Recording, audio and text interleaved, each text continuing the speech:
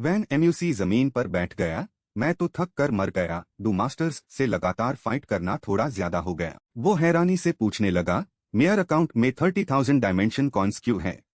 Pedro the rabbit appeared और explain किया, ये पेड ऑडियंस मोड है। वैन एम्यूसी ने सरप्राइज्ड होके पूछा, ये क्या है? पेड्रो ने फिर से एक्सप्लेन किया, सिंपल वर्ड्स में, जब फैन वैल्यू 10,000 तक पहुंच जाती है तो सिस्टम ऑटोमेटिकली मैच देखने के लिए पेमेंट मांगना शुरू कर देता है। एक बार ओपन हो जाए तो लाइव बैटल देखने के लिए तुम्हें डायमेंशन कॉइन्स दीन होंगे। वैन एम्यूसी खुशी से हंसा, लगता है मैं अनजाने में सेलिब्रिटी बन गया हूँ। आज के लिए इतना ही, पेड्रो ऑफलाइन हो जाओ। उसी के बाद वो तुरंत मैच से बाहर आ गया। देर हो रही है, घर जाना पड़ेगा। माँ अभी भी मेरा घर पर खाने का वेट कर रही होगी। उसी के बाद फोन की बेल बाजी। वैन एम्यूसी शॉक्ड था। ये लू नई टीप का ऑनलाइन कॉल था। जैसे ही उसने फोन उठाया, दूसरी तरफ से वो जोर से चिल्लाई, एलवाई वैन एम्यूसी। ट्यून अभी अभी एक LY1 नाम के बंदे का बैटल देखा। वो स्टार्टेड हुआ पर पूछने से खुद को रोक ना पाया, मैंने देखा है, तुम इतनी एक्साइटेड क्यों हो? उसने जवाब दिया, मैं एक्साइटेड क्यों ना हूं? वो बंदा इतना पावरफुल है। अब तो पूरे थियन वैन स्ट्रॉन्ग होल्ड में इस LY1 के बारे में बात हो रही है। नई टीप को शक हुआ, ये LY1 कहीं तुम तो नहीं हो? तुम दोनों मैड ब्लेड यूज करते हो और नाम भी कितना सिमिलर है। वैन एम्यूसी स्टार्टल्ड हो गया, मैं इतना पावरफुल कैसे हो सकता हूँ? लेकिन उसका शक तुरंत दब गया, मैं भी यही सोचती हूँ, पर सब जगह यही रूमर्स है। वो कड़वा हंसा, रूमर्स, सब रूमर्स है। वैन एम्यूसी सरप्राइज्ड हुआ, सब जगह फैल रहा है। लगता है हमें कुछ करना पड़ेगा। दोनों ने कुछ देर तक बात की, फिर नई टीप को कुछ याद आया, आरी, तुम किसी एंशिएंट हिडन सेक्ट के डिसाइपल हो, है ना? और LY1 एक्चुअली तुम्हारा बड़ा भाई है, और मैड ब्लेड तुम्हारी फैमिली की यूनिक स्किल है ना? नई टीप ने फिर कहा, अगर ऐसा है तो तुम दोनों इक्वली पावरफुल हो, क्योंकि आखिर में जो सेक्ट्स दुनिया के मैमलॉन से दूर रहते हैं वही सबसे डेंजरस होते हैं। ये सुनकर वैन एम्यूसी ने मन ही मन सोचा, हाँ, मेरे पास कोई सपोर्ट नहीं है, पर मैं लोगों को ये सोचना सकता हूँ कि मैं एक हिडन सेक्ट का डिसाइपल हूँ। इससे बहुत सारी प्रॉब्लम्स सॉल्व हो जाएंगी। उसे छुप देखकर नई टीप जोर से बोली, आरी, कुछ बोलो तो सही। ऑफलाइन हो गए क्या? वो तुरंत मान गया, बिल्कुल सही, वो मेरा बड़ा भाई है। अब मैं प्रिटेंड नहीं करूंगा, कार्ड्स ओपन कर दिए हैं। नई टीप एक्साइटेड हो गई, मुझे पता था। वैन एम्यूसी ने खुशी से कहा, मैंने ये सीक्रेट सिर्फ तुम्हें बताया है और किसी को मत बताना। नई टीप तुरंत समझ गई, डोंट वरी, मैं सीक्रेट रखूंगी। उसके बाद वो तुरंत बोली, फोन कट कर रही हूँ, बाय। वैन एम्यूसी ने भी जवाब दिया, बाय। इधर नई टीप बेड पार बैठी सोच रही थी, सिर्फ मुझे ही बताया। उसका चेहरा लाल हो गया और आसपास का माहौल भी स्वीट हो गया। नई टीप को पता नहीं क्यों वो बहुत खुश महसूस कर रही थी। लू नई टीप की बातों ने LY वैन एम्यूसी को जगा दिया था। उसने एक पावरफुल सेक्ट बनने का फेक प्लान बनाया, अपनी एक्स्ट्राऑर्डिनरी पावर्स के लिए एक लॉजिकल एक्सप्लेनेशन ढूंढने का, और साथ ही अपने लिए एक सपोर्ट सिस्टम बनाने का। मोमेंटम बनाने के लिए LY वैन एम्यूसी ने एक वर्चुअल कैरेक्टर नंबर 2 से किया, वर्चुअल वर्ल्ड में अपना रोल डोमिनेट करने के लिए, और उसका नाम LY फोंग रखा, और नंबर 1 और नंबर 2 को वर्चुअल वर्ल्ड में अपने साथ एंटर करवाया, LY वैन और LY फोंग की इमेज में। जब से वो तीनों एक साथ स्पेस बैटलफील्ड में अपीयर हुए, तब से LY वैन एम्यूसी है, ये रूमर अपने आप खत्म हो गया। इधर सब पागल हो रहे थे, LY वैनसमा, आई लव यू। मैं भी LY सरनेम का हूँ, मैं LY सेक्ट से रिक्वेस्ट करता हूँ कि मुझे डिसाइपल बना लो। उसी वक्त एक हिडन सेक्ट के रीअपियरेंस की न्यूज भी पूरे अरीना में आग की तरह फैल गई। नई टीप ने उसे फिर कॉल किया। वैन एम्यूसी ने कैजुअली कहा, हेलो लू नई टीप, कोई काम है? वो जोर से बोली, काम है या नहीं? अब हम तुम्हारे भाइयों के बारे में हर जगह रूमर्स फैला रहे हैं, तुम्हें टेंशन नहीं हो रही? वैन एम्यूसी ने ऑकवर्ड स्माइल दी, और रूमर्स फैलाओ, पूरी दुनिया को पता चलने दो। उसी वक्त उसने जवाब दिया, वैसे भी कोई फायदा नहीं, सब रिवील हो चुका है, टेंशन लेने से कुछ नहीं होगा। नई टीप ने फिर कहा, अच्छा सुनो, डुओंग न्यूयॉर्क ट्रैन ने LY1 से हारने के बाद कभी रिचैलेंज नहीं किया था, लेकिन आज सुबह से वो कंटिन्यूअसली ऑनलाइन है, ऑफलाइन हुआ ही नहीं। शायद वो तुम्हारे भाई से मिलने गया है, उसे बोलना केयरफुल रहे। ये सुनकर वो मन ही मन सोचा, उसने LY1 को कई दिनों से चैलेंज किया था, पर मैंने सब रिजेक्ट कर दिए थे। शायद फाइनली उसने सोच लिया है। हाँ ठीक है, मैं उससे बोल दूंगा। वैन एम्यूसी के सामने शॉप काली ZIWEI दो स्टोन गिर गया। वैन एम्यूसी हैरन। हाँ, ये क्या सिचुएशन है? लू नई टीप, मेन फोन कट कर रहा हूं अभी। अगली पाल वैन एम्यूसी जल्दी से आगे बढ़ा। एक्सक्यूज मी, थोड़ा रास्ता देंगे? अंदर एक लड़का बड़े फूल लिए खड़ा था।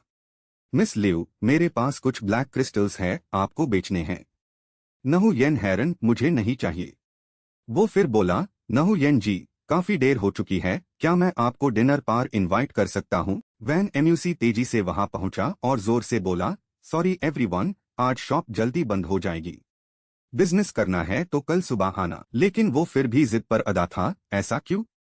नहु येन जी तो लगभग मेरे साथ डेट पे जाने को मान गई थी। एक दूसरा लड़का जोर से बोला, तुम सपने देखना बंद करो। नहु येन ने तो मुझे हाँ बोली है। वैन एम्यूसी नहु येन की तरफ पैल था और बोला, मैंने दीदी आपको शॉप इसलिए दी थी क्योंकि मुझे विश्वास था कि आप ये सब ठीक से मैनेज करोगी, और ये देखो क्या गड़बड़ कर दी। नहु येन शर्मा गई और तुरंत सॉरी बोली। वैन एम्यूसी ने कहा, सॉरी किस बात की दीदी? मैं आपको ब्लेम नहीं कर रहा। वो उदास सा वो स्टोन उठता है। मैंने सोचा नहीं था दीदी कि आप फैंटेसी वर्ल्ड में इतनी फेमस हो, वो भी ब्लैक क्रिस्टल के लिए। ये सब रिच यंग मास्टर्स हैं, क्या पता आप सच में किसी रिच फैमिली में शादी करोगी और एक प्रिंसेस की लाइफ जियोगी। नहु येन उदास होकर बोली, मेन प्रिंसेस की लाइफ बिल्कुल नहीं जीना चाहती। वो पूरी ईमानदारी से बोली, मैं तो बस मम्मी पापा और वैन एम्यूसी के साथ रहना चाहती हूँ। वो चुपचाप अपनी दीदी को देखता रहा। वैन एम्यूसी की आंखों में एक अनोखा दर्द छलक रहा था और फिर उसे याद आया, अच्छा वो क्रिस्टल्स जो मुझे चाहिए थे, क्या वो रेडी हैं? नहु येन ने जल्दी से एक बड़ा क्रिस्टल आगे किया, रेडी है। लेकिन तुम्हें इतने सारे क्रिस्टल्स चाहिए क्यों? वैन एम्यूसी का चेहरा उतर गया। हाँ, ये सच में बहुत बड़ी रकम है, लेकिन स्टार रियल्म में ये बस कुछ स्क्वायर मीटर्स के बराबर है, ये तो घर की कीमत से भी ज्यादा है। उसी पाल अचानक उसका फोन बाजा और वो चौंक गया। लैंग एन का कॉल था। वैन एम्यूसी ने तुरंत बोला, एन क्या हुआ? दूसरी तरफ लैंग एन घबराया हुआ था। ली वैन एम्यूसी, प्लीज जल्दी से हेल्प करने आ जाओ, हम बहुत बुरी तरह हार गए हैं। उसके अचानक ऐसे अनक्लियर बात करने से वैन एम्यूसी समझ नहीं पाया। लैंग एन ने आगे कहा, जल्दी से स्पेस अरीना आ जाओ। वैन एम्यूसी घबराया, रुको पहले ठीक से बताओ तो सही। अगली पाल उसने अपना बैग उठाया, मैं अभी निकल रहा हूँ। मॉम को बोल देना कि मैं आज रात डिनर के लिए नहीं आऊंगा। इधर लीसी जोर से झगड़ रहा था, ये क्या बकवास कर रहे हो तुम लोग? हिम्मत है तो फिर से बोलो, देखना अगली बार मैं तुम सबको चेयर फाड़ दूंगा। लैंग एन भी साथ में बोला, चेयर फाड़ दूंगा। डाइट मुस्कुराते हुए बोला, फिर से बोलेंगे तो क्या होगा? ये मत सोचो कि कुछ कॉम्बैट स्किल्स सीखकर तुम बहुत पावरफुल हो जाओगे। तुम्हारी कॉम्बैट एबिलिटी के साथ अगर तुम्हें ए ग्रेड स्किल्स का पूरा सेट भी मिल जाए तो भी तुम उन्हें उसे नहीं कर पाओगे। वो फिर गाली डीन लगा, लैंग एक्सयूटी नहीं है तो दाइहांग की टीम बस बेकार है। लीसी गुस्से में, मुझे तो गुस्सा आ रहा है। आए लुक कुओंग ने देखा, दाइहांग तुम भी कुछ बोलो ना इनको, मारो सालो कुत्ते। दाइहांग ने उदास हंसी दी, लेकिन वो जो कह रहे हैं वो सच ही तो है। लीसी जोर से चिल्लाया, तुम लोग इतने एरोगेंट मैट बनो, हमारा एस अभी आने वाला है। उसी पाल वैन एम्यूसी फाइनली वहां पहुंच गया। मैं बोल रहा हूं, मेरे बिना तुम लोगों ने क्या गड़बड़ कर दी है? वो चिंता से भरी नजर से दानता, एक्सयूटी बस कुछ दिन नहीं थी और तुम लोगों ने चैन से जीने नहीं दिया। लीसी ने जैसे हाई यूज देखा, वो बच्चे की तरह रोने लगा, छोटे वैन एम्यूसी, फाइनली तुम आ गए। इन लॉगऑन ने हमें बहुत परेशान किया है। लुक कुओंग उत्तेजित होकर उसकी तरफ इशारा किया और जोर से हंसा, दाइहांग की टीम का सबसे पावरफुल एज यहाँ है, अब तुम लोग हारने के लिए रेडी हो जाओ। वैन एम्यूसी का चेहरा उतर गया, आए मैंने कब कहा कि मेन फाइट करूंगा? लैंग एन नीचे बैठ गया। हाँ, तुम फाइट नहीं करोगे? सच में नहीं करोगे? क्या तुम हमारी इंसल्ट का बदला नहीं लोगे? वैन एम्यूसी फिर बोला, मैंने अभी ऑब्जर्व किया, सामने वालों का लेवल कुछ खास हाई नहीं है। लॉजिकली तो दाइहांग उन्हें इजीली हैंडल कर सकता था, इतनी बुरी तरह हार नहीं सकता था। उसने अपने बॉडी को देखा। लैंग एन ने कहा, सच कहूं तो आज दाइहांग थोड़ा अजीब बिहेव कर रहा था।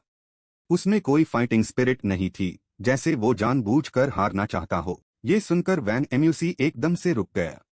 उसने मन ही मन सोचा, जानबूझकर हारा। वो दूसरा लड़का बोला, आए, तुम लोग आ रहे हो या नहीं? अगर नहीं तो हम जा रहे हैं, हमारे पास इन फालतू लोगों के साथ टाइम वेस्ट करने के लिए नहीं है। लुक कुओंग ने दांत पीसी, तुम लोग मरने के लिए रेडी हो जाओ। उस लड़के ने फिर कहा, चलो, मैं 100,000 क्रिस्टल्स की बेट लगाता हूं कि हम जीतेंगे। अगर तुम लोग एक और पर्सन ऐड करते हो तो हम भी एक और ऐड कर सकते हैं।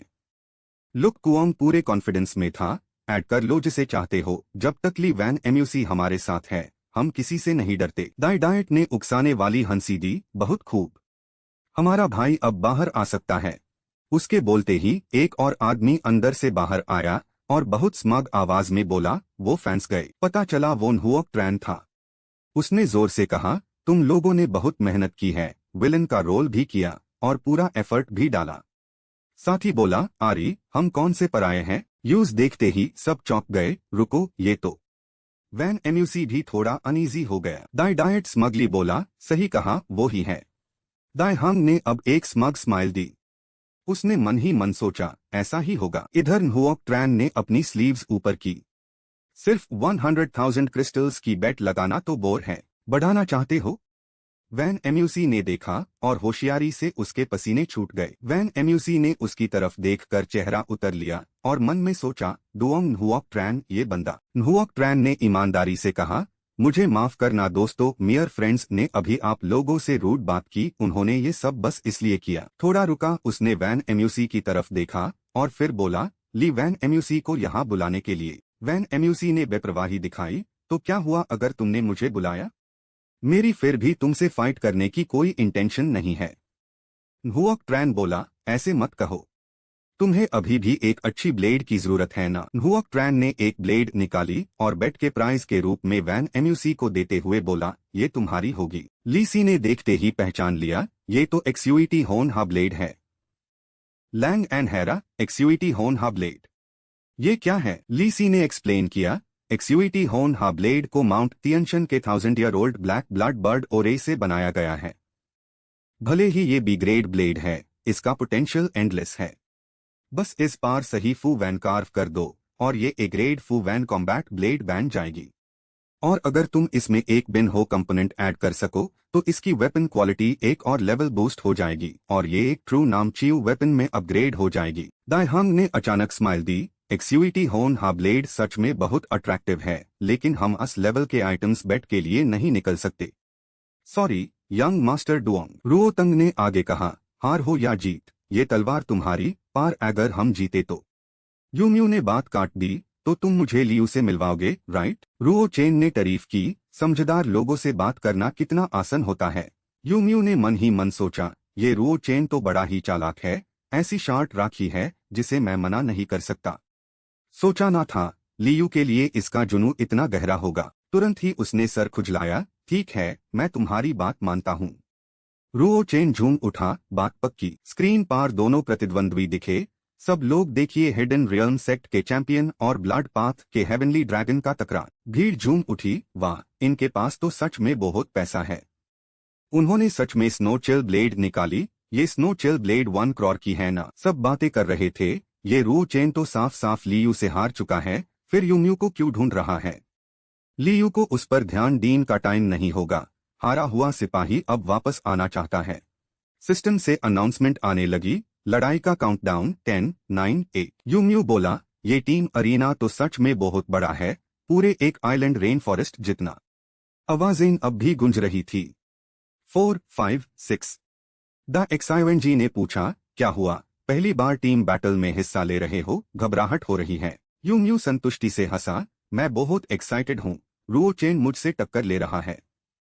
काउंटडाउन अभी भी चल रहा था। 3, 2। द एक्साइवेंजी हेस्ट हुए बोला, मैं तुमसे टक्कर नहीं लूंगा, हम उसे हरा भी नहीं सकते। आखिरकार काउंटडाउन खत्म हुआ। 1। लड़ाई शुरू। उसने टियर कमान कास कर पकड़ा और मन में सोचा, जा मेरे दोस्त, दिखा अपनी ताकत। द एक्साइवेंजी हैरा होकर बोला, यूम्यू, तुमने टियर कमान चलना कब सीखा? यूम्यू को तभी याद आया, अरे हाँ, मुझे तो बो चलना आता ही नहीं, टियर कमान की कोई टेक्निक भी नहीं पता। सिस्टम, मैं अब कौन सी बो टेक्निक्स सीख सकता हूँ, जल्दी बताओ, टाइम नहीं है। सिस्टम फिर से बक बक करने लगा पर उसके पास सुनने का टाइम नहीं था, कुछ भी हो, बस सिखा दो, जल्दी करो, मैं जल्दी में हूँ। सबने देखा वो स्टैचू की तरह खड़ा है। द एक्साइवेंजी हैरा, डिस्कनेक्ट हो गया क्या? बिल्कुल हिल नहीं रहा। और उसी पाल एक काली परछाई तेजी से गुजर गई। द एक्साइवेंजी ने चौकन्ना करते हुए कहा, कोई आ रहा है, सब लड़ने के लिए तैयार हो जाओ। यूम्यू अभी भी होश में नहीं था। द एक्साइवेंजी ने इंस्ट्रक्शन दी, लीसी, तुम यूम्यू को प्रोटेक्ट करो, लगता है वो डिस्कनेक्ट हो गया है। यूज। जैसे ही ये बात खत्म हुई, यूम्यू उसी पाल होश में आ गया। तुरंत ही वो हल्का सा उछलकर पेड़ पर चढ़ गया। द एक्साइवेंजी की हैरानी का ठिकाना न रहा। यूम्यू के हाथ में टीयर कमान एक बार फिर तेजी से आ गया। वो धूप में खड़ा अपने हथियार को खींचते हुए, यूम्यू अब किसी महान योद्धा से कम नहीं लग रहा था। इधर मैच देख रहे सब लोग हैरान रह गए। अरे, इसकी स्किल तो फ्यूरियस ब्लेड नहीं थी ना? ये बो भी चला सकता है? रुको, ये बंदा अटैक कर रहा है। दुश्मन हजारों मीटर दूर है और इसने तो पहले ही वार कर दिया है। वाह, टीयर कितनी तेजी से चलता है। पलक झपकते हाई 7 टीयर निकाल दिए। सच मेरी फैमिली का वंशज है। जैसे हाई अटैक फायर हुआ, उसके दुश्मन ने चीख दी। उसने आंखें फाड़कर देखा, टीयर तेजी से उसकी तरफ आ रहे थे। XUNZI डर गया। वो लगातार डॉज कर रहा था, पार इस अटैक का जवाब नहीं दे पा रहा था। अपने आप को सही सलामत देखकर XUNZI ने थोड़ा सुकून से अपनी छाती थपथापाई। नहीं नहीं, कुछ नहीं हुआ। भीड़ गुस्से में थी। क्या है ये तो बस डॉज करने में मास्टर है। जल्दी फ्यूरियस ब्लेड यूज करो, सब इंतजार कर रहे हैं। तुम लियू से बहुत कमजोर हो। और इधर यूम्यू ने अपना बो उठाया और बोला, सेलेस्टियल मून डिवारर। XUNZI के पीछे तभी एक हरानीला बिजली का झोंका चमका। पेड़ के टेन पार जैसे कोई पुरानी मोहर थी, जो बहुत अजीब लग रही थी, और XUNZI ने भी यूज महसूस कर लिया था। वो चीज पाल भर में एक बड़े भेड़िए का रूप ले चुकी थी और धीरे धीरे उसकी तरफ बढ़ रही थी। एक जोर से आवाज आई, पूरा जंगल उसकी गूंज से हिल गया। इधर ऑडियंस चौंक गई। हे भगवान, ये कैसी खतरनाक स्किल है। ये तो सच में इंसान को टुकड़ों में चीर देगी। द MIT घबराया। अरे न्हायू चैन, XUNZI तो गया। न्हायू चैन भी हैरा था, उसके बो की रेंज इतनी दूर तक है। इधर अलायन को एक टीयर लगा और खून तुरंत बहने लगा। अपने टीममेट को ऐसे मुश्किल में देखकर न्हायू चैन चिंतित हुआ। तुम ठीक हो? अलायन पेड़ के टेन से टीका, मैं ठीक हूँ, बस एक छोटा सा घाव है, सब ध्यान रखना। पर उसके तुरंत बाद यूज एक डार्क क्रो ने उठा लिया। न्हायू चैन सिर्फ लचारी से चिल्ला सका, अलायन। अचानक हवा में लटका हुआ अलायन डर के मारे चिल्ला उठा, ये क्या है, मुझे नीचे उतरो। आखिर में एक अंतिम वार से यूम्यू ने हवा में ही उसे एक जानलेवा वार से खत्म कर दिया। अपने टारगेट को गिरा हुआ देखकर यूम्यू ने गर्व से कहा, बहुत खूब। फिर उसकी आंखों में ठंडी चमक आ गई। 3 लोग बचे हैं। सबने सांस रोककर उस परिंदे को देखा। उसके काले पंख और लाल आंखें उसे बहुत रहस्यमयी बना रही थी। सब चौंक कर हैरा रह गए। ये डार्क स्वॉलो है। मैंने तो इस सदर्न क्रीचर को बस किताबों में देखा है। उन्हें देखकर हैरानी हुई, पर किताबों में तो लिखा है कि डार्क क्रो डिस्ट्रॉयर किंग को सील कर दिया गया था, तो फिर ये कैसे? न्हायू चैन की टीम का एक और बंदा जान बचाने भाग रहा था। धित्त, उनकी अटैक रेंज बहुत दूर है, मुझे उसके पास जल्दी से जाना होगा। वो अभी ज्यादा दूर भागा ही नहीं था कि एक टीयर उसके पैर में लगा। बहुत दर्द हो रहा है। ली चंग डरने लगा। नहीं, हम उसके पास बिल्कुल नहीं जा सकते, उसकी रेंज का एरिया तो बस खून खराबा। उसके बोलते ही एलवाइस वोंग का सर धड़ से अलग हो गया और ताजा खून उछल पड़ा। नहू चैन भागते हुए बोला, एलवाइस वोंग भी गया, अब बस हम 2 बचे हैं। उससे हमें मारने मैट डू, वरना और दिक्कत बढ़ेगी। डाइट दांत पीस कर बोला, ऑफ कोर्स, मुझे पता है ये, लेकिन गोली खाने से बचना इतना आसान कहाँ। उन दोनों के बोलते ही वैन MUC के तीरों की बारिश तेजी से उनकी तरफ आई। डाइट चौंक गया। उसने दांत पीसकर गुस्से में अपना वेपन निकाला। ये बच्चा। जब डाइट को कोने में धकेल दिया गया तो वो भी पागल होकर आगे बढ़ा और चिल्लाया, दूसरों को अंडर एस्टिमेट मत करो। उसने डिसाइड किया, नहू चैन, मैं अब और नहीं भागूंगा, वैसे भी भाग नहीं पाएंगे, बेहतर है कि उनका सामना करें। नहू चैन ने रिप्लाई किया, ठीक है, तो तुम आगे रहकर मुझे कवर दो, हम धीरे धीरे उसके पास जाएंगे, बस। उसके बोलते ही पूरी बात खत्म होने से पहले ही एक टीयर डाइट के सर के आर पार हो गया। वो तुरंत गिर गया और मैच से आउट हो गया। नहू चैन जोर से चिल्लाया, डाइट। इस टाइम नहू चैन बहुत फ्रस्ट्रेट हो गया था। उसने वैन MUC की तरफ देखा और जोर से बोला, खरे। और इधर वैन MUC एक पतली सी शाख पर खड़ा था। वो खुद से काफी खुश था कि उसने एक और को मारा। वैन एम्यूसी मुस्कुराया और सोचा, तो अब बस नहू चैन अकेला बचा है। उसने उन पुटलॉन पार नजर डाली। सब एक ही बात सोच रहे थे, ये टीम फाइट नहीं है क्या? हमें तो लगता है जैसे हम कुछ कर ही नहीं रहे। उसी पाल एक तेज रोशनी वॉल्केनो की तरह फूटी, जिसे वैन एम्यूसी चौंक गया। उसने तुरंत पीछे पलटकर देखा, क्या ये मेटल स्टोन का प्रेशर है? जब तक उसके सारे टीममेट्स आउट नहीं हो गए, तब तक नहू चैन ने अपनी पावर अनलीश नहीं की थी। वो तेजी से वैन एम्यूसी की तरफ बढ़ा, ऊपर देखते हुए बोला, मैंने तुम्हें ढूंढ लिया। वैन एम्यूसी ने स्मार्ट किया, अरे अनप्रोटेक्टर्स की वजह से क्या तुमने कल्टिवेशन लिमिट क्रॉस कर ली है? नहू चैन बोला, हाँ बिल्कुल। ये चीज तो असल में LY1 के रैगिंग ब्लेड से टकराने के लिए थी। लगता है अब इसे उसे करना ही पड़ेगा। कहते हुए उसने अपनी इनर पावर एक्टिवेट की। जहां वो खड़ा था, वो जगह तुरंत कोलैप्स होने लगी। वैन एम्यूसी ने फौरन ऊपर की तरफ जंप किया और अटैक डॉज किया। उसने तुरंत अपना हाथ आगे बढ़ाकर बोस्ट्रिंग खींची और उसकी इनर पावर अक्यूमुलेट होने लगी। वैन एम्यूसी उस वक्त एक फ्लाइंग स्क्विरल की तरह था। वो एक जगह से दूसरी जगह जंप कर रहा था, अपनी अटैक पोजीशन बदल कर अपोनेंट को डिस्ट्रैक्ट कर रहा था। लेकिन नहू चैन भी इतनी आसानी से हार मानने वाला नहीं था। उसने तुरंत अपनी हथेली के बीच में एक 5 पॉइंटेड स्टार साइन बनाया और जोर से चिल्लाया, प्रोटेक्ट। वैन एम्यूसी ने कैलकुलेशन की, डायरेक्ट ब्लॉक हो गया, तो अब तुम लॉग ऑन पर डिपेंड करना पड़ेगा। चलो मिंग नहान। नहू चैन गुस्से में बोला, ये क्रोज सच में बहुत अनोइंग है। उसने वैन एम्यूसी को गुस्से से देखा, रुको, मैं तुम्हारे उन लिटिल क्रोज को पूरी तरह से खत्म कर दूंगा। तुरंत नहू चैन एक बार गरजा, जा बरसर्क बीस्ट। उस पाल उसका शेरा जैसे फट गया हो, एक आंखें चाकाचौंध कर डीन वाली रोशनी निकली, जिसे वैन एम्यूसी चौंक गया। LY2 ने अपनी आंखें कवर कर ली। वो क्या है?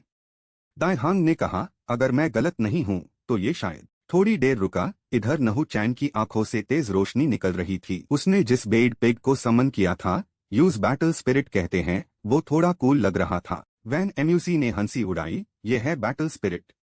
बढ़िया लग रहा है। तुरंत वैन एम्यूसी नहू चैन के पीछे अपीयर हुआ और उसकी आंखें चमक उठी। नहू चैन ने हाथ से इनर पावर चैनल की, अभी भी हिम्मत है आने की?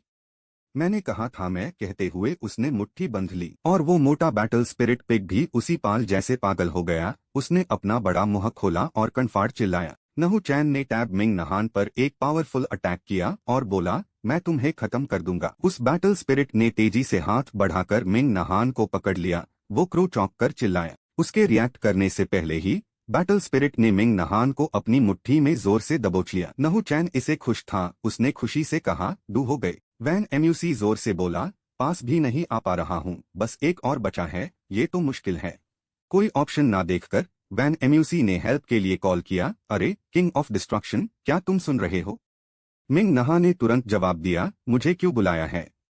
उसने चुपके से कहा, नीचे उस बंदे को देखो, क्या तुम उसे हरा सकते हो? मिंग नहा ने खुशी से कहा, हाँ बरसर्क बीस्ट। ये तो मेरी एक उंगली के बराबर भी नहीं है।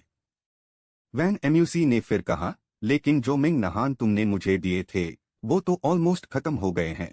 मिंग नहा ने मजाक उड़ाया, मजाक है? तुम्हें क्या लगता है तुमने कितनी पावर गेन कर ली है? अगर ऐसा है तो? वैन एम्यूसी ने जवाब दिया, मुझे और पावर दो। मिंग नहा ने जवाब दिया, ये पॉसिबल नहीं है। अगर तुम्हें और पावर चाहिए, तो तुम्हें एक डील करनी होगी। वैन एम्यूसी ने मन ही मन सोचा, यही तो तुमने कहा था। ठीक है, सिस्टम, सारी इनर पावर वैल्यू यूज करो। किंग ऑफ डिस्ट्रक्शन मिंग नहा की सील तोड़ दो। सिस्टम के इनर पावर वैल्यू एब्जॉर्ब करने का वेट करते हुए मिंग नहा बोला, इस बीच तुमने ये जो इनर पावर गेन की है, वो काफी ज्यादा है। वैन एम्यूसी चौंक गया, क्या सील टूट गई? मिंग नहा ने फिर जवाब दिया, अभी बहुत दूर है, लेकिन मैं तुम्हें सच में और पावर दे सकता हूँ। मेरी ग्रेस को एक्सेप्ट करो। उसके बोलते ही उसने एक जोर से चिल्लाया। वन म्यू को अपनी पावर अनलीश करते देख रुओ चेन भी डांग रह गया, पर सारे मिंग नहा को मारकर उनके पर इधर उधर बिखर गए थे। वो खुश था तो 3 के 3 खत्म। मिंग नहा की पावर एब्जॉर्ब करने के बाद वन म्यू बहुत खुश था। मैंने कहा था ना, ये सब तो मैं बस 3 हाइड क्या। जैसे ही उसने ये कहा, मिंग नहा का एक झुंड तुरंत आगे बढ़ गया। वन म्यू ने अपनी आवाज में कमांड दी, आंखें बड़ी करके उन्हें हुक्म दिया, यूज चेयर फाड़ दो। मिंग नहा का वो झुंड उसकी तरफ भगा। उनकी चीखें जैसे आसमां को फाड़ देंगी। रुओ चेन ने हैरा होकर कुछ आवाजें निकाली, पर उसका वॉर स्पिरिट पूरी ताकत से काम कर रहा था। एक और मिंग नहा का झुंड वॉर स्पिरिट के हाथों मार गिरा। रुओ चेन की इनर पावर को सच में अंडर एस्टिमेट नहीं किया जा सकता, लेकिन उसके लिए वन म्यू सच में एक फॉर्मिडेबल अपोनेंट था, इसलिए उसने भी कोई गलती नहीं की। मिंग नहा का ताजा खून लगातार उछल रहा था, पाल भर में जमीन खून से रंग गई। वन म्यू फिर भी शांत था। मेरे सारे क्रोज तो तबाह हो गए, अब क्या करूं? मिंग नहा ने कहा, आगे का काम मुझ पर छोड़ दो। उसके बोलते ही जमीन पर पड़े मिंग नहा के शरीर चमकने लगे। रुओ चेन चौंक गया। ये क्या हो रहा है? एक चमकता हुआ रोशनी का झोंक न जाने कहां से अचानक आसमां में दिखाई दिया। रुओ चेन हैरानी से खड़ा देख रहा था। वो क्रोज के शरीर फिर से जुड़ रहे थे। ये गोल्डन लाइट, ये क्या है? उसने आसमां में उस रोशनी को घूरा। Golden mystic power. मिंग नहा के वो शरीर ऐसे ही एक नया रूप ले रहे थे। उसकी आंखें शक्ति से चमक रही थी, जैसे उनमें आग भरी हो, और उसके साथ दड्डू पंख देखकर लग रहा था जैसे कोई देवदूत जमीन पर उतरा हो। बहुत जल्दी एक परफेक्ट ह्यूमन बॉडी अन रोशनी के झोंकों से बन गई। स्क्रीन के पीछे बैठे सब लोग हैरान थे। ये फिर क्या है? कितना बड़ा? सब दंग रह गए। हम किस लेवल की लड़ाई देख रहे हैं? क्या ली फैमिली का सबसे ताकतवर डिसाइपल सच में ये ली वन म्यू ही है? वन म्यू ने तारीफ की, सच में बहुत बड़ा। लेकिन अगर कंपेयर करें तो मेरा किंग ऑफ डिस्ट्रक्शन थोड़ा ज्यादा हैंडसम है।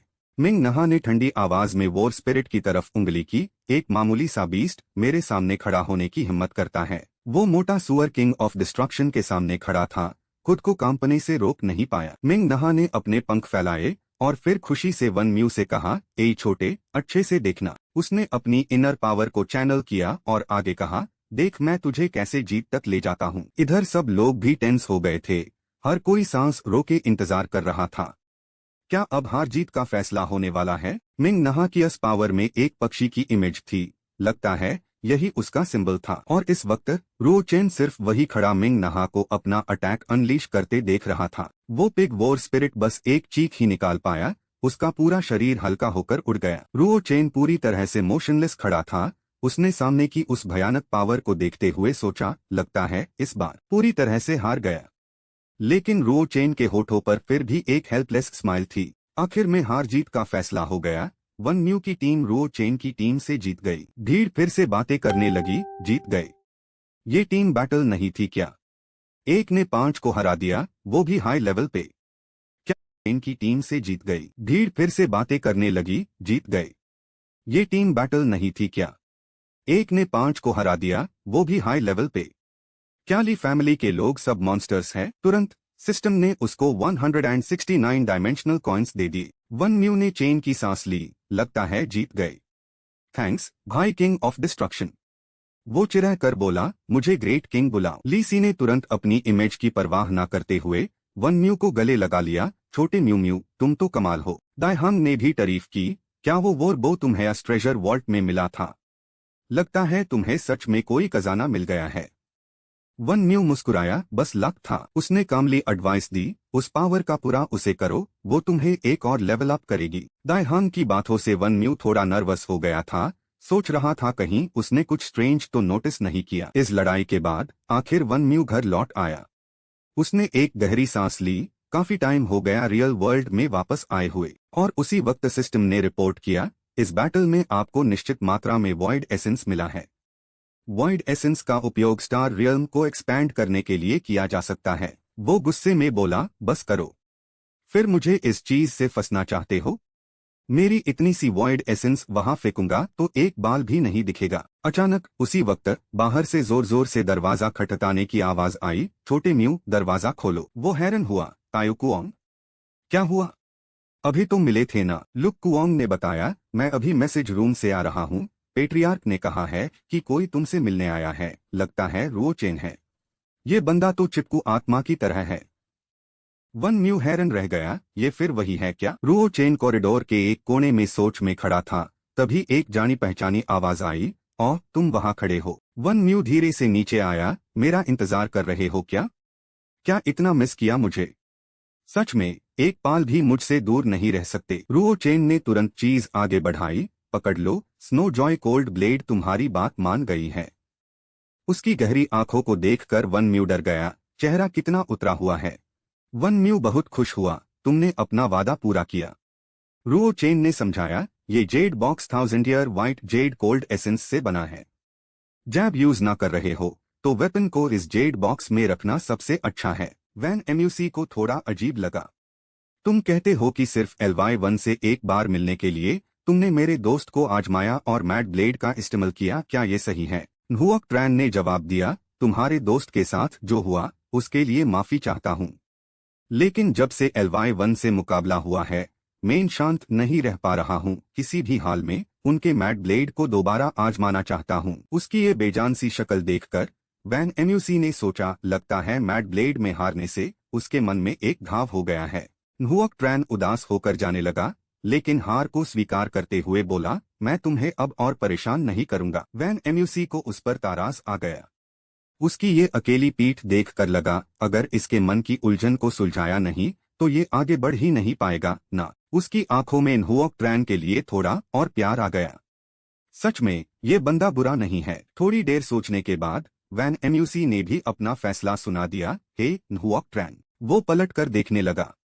वैन एम्यूसी ने मुस्कुराते हुए जोर से कहा, मैं तुमसे मुकाबला करूंगा। वैन एम्यूसी ने पूरे विश्वास के साथ आगे कहा, और हाँ, मैं मैड ब्लेड का इस्तेमाल करूंगा। ये सुनकर न्हुओक ट्रैन बहुत एक्साइटेड हो गया। तुम सच बोल रहे हो? तुम मैड ब्लेड का इस्तेमाल करोगे? भीड़ तुरंत इकट्ठा हो गई। देखो देखो, ये LY वैन एम्यूसी और न्हुओक ट्रैन है। क्या ये सच में लड़ने वाले हैं?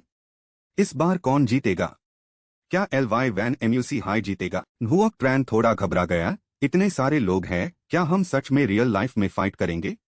लेकिन वैन एम्यूसी ने आराम से कहा, डोंट वरी। उसने झट से एक काली बॉल निकाली। मेरे पास ये है। न्हुओक ट्रैन ने देखते ही पहचान लिया, ये तो बैरियर केज है। उसके तुरंत बाद वैन एम्यूसी ने उस गोल बॉल को जोर से जमीन पर फेंक दिया। उसने पहले न्हुओक ट्रैन की तरफ देखा, चलो अब सिर्फ हम दो ही होंगे। सब लोग उन्हें जाते देखकर बहुत डिसअपॉइंट हुए। अरे बैरियर केज? क्यों? हे, अंदर मत जाओ। सभी नाराज थे। तो हम कुछ देख ही नहीं पाएंगे ना। वक्त गुजरता गया। 1 घंटे बाद अंदर अब भी पूरा सन्नाटा था। तभी अंदर से एक पेयर बाहर आया। सबने सांस रोककर इंतजार किया। लोगों से कंट्रोल नहीं हुआ और वो बातें करने लगे, कोई बाहर आ गया है। कौन है? कौन आया है बाहर? तभी वो यंग लड़का खुद को देखकर हैरान रह गया। दोनों एक साथ बाहर आए।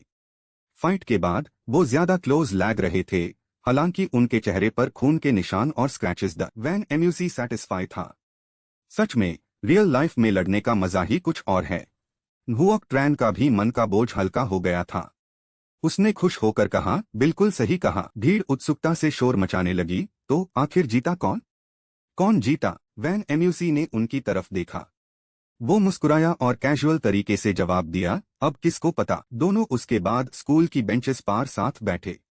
वैन एम्यूसी हांफते हुए सांस ले रहा था। वैन एम्यूसी ने कहा, हे, मैंने तुम्हारे साथ इतनी देर फाइट की है, तो मुझे थोड़े टैलिस्मान्स या कुछ और रिवॉर्ड मिलना चाहिए, राइट? न्हुओक ट्रैन ने खुश होकर जवाब दिया, आरी, कम कर।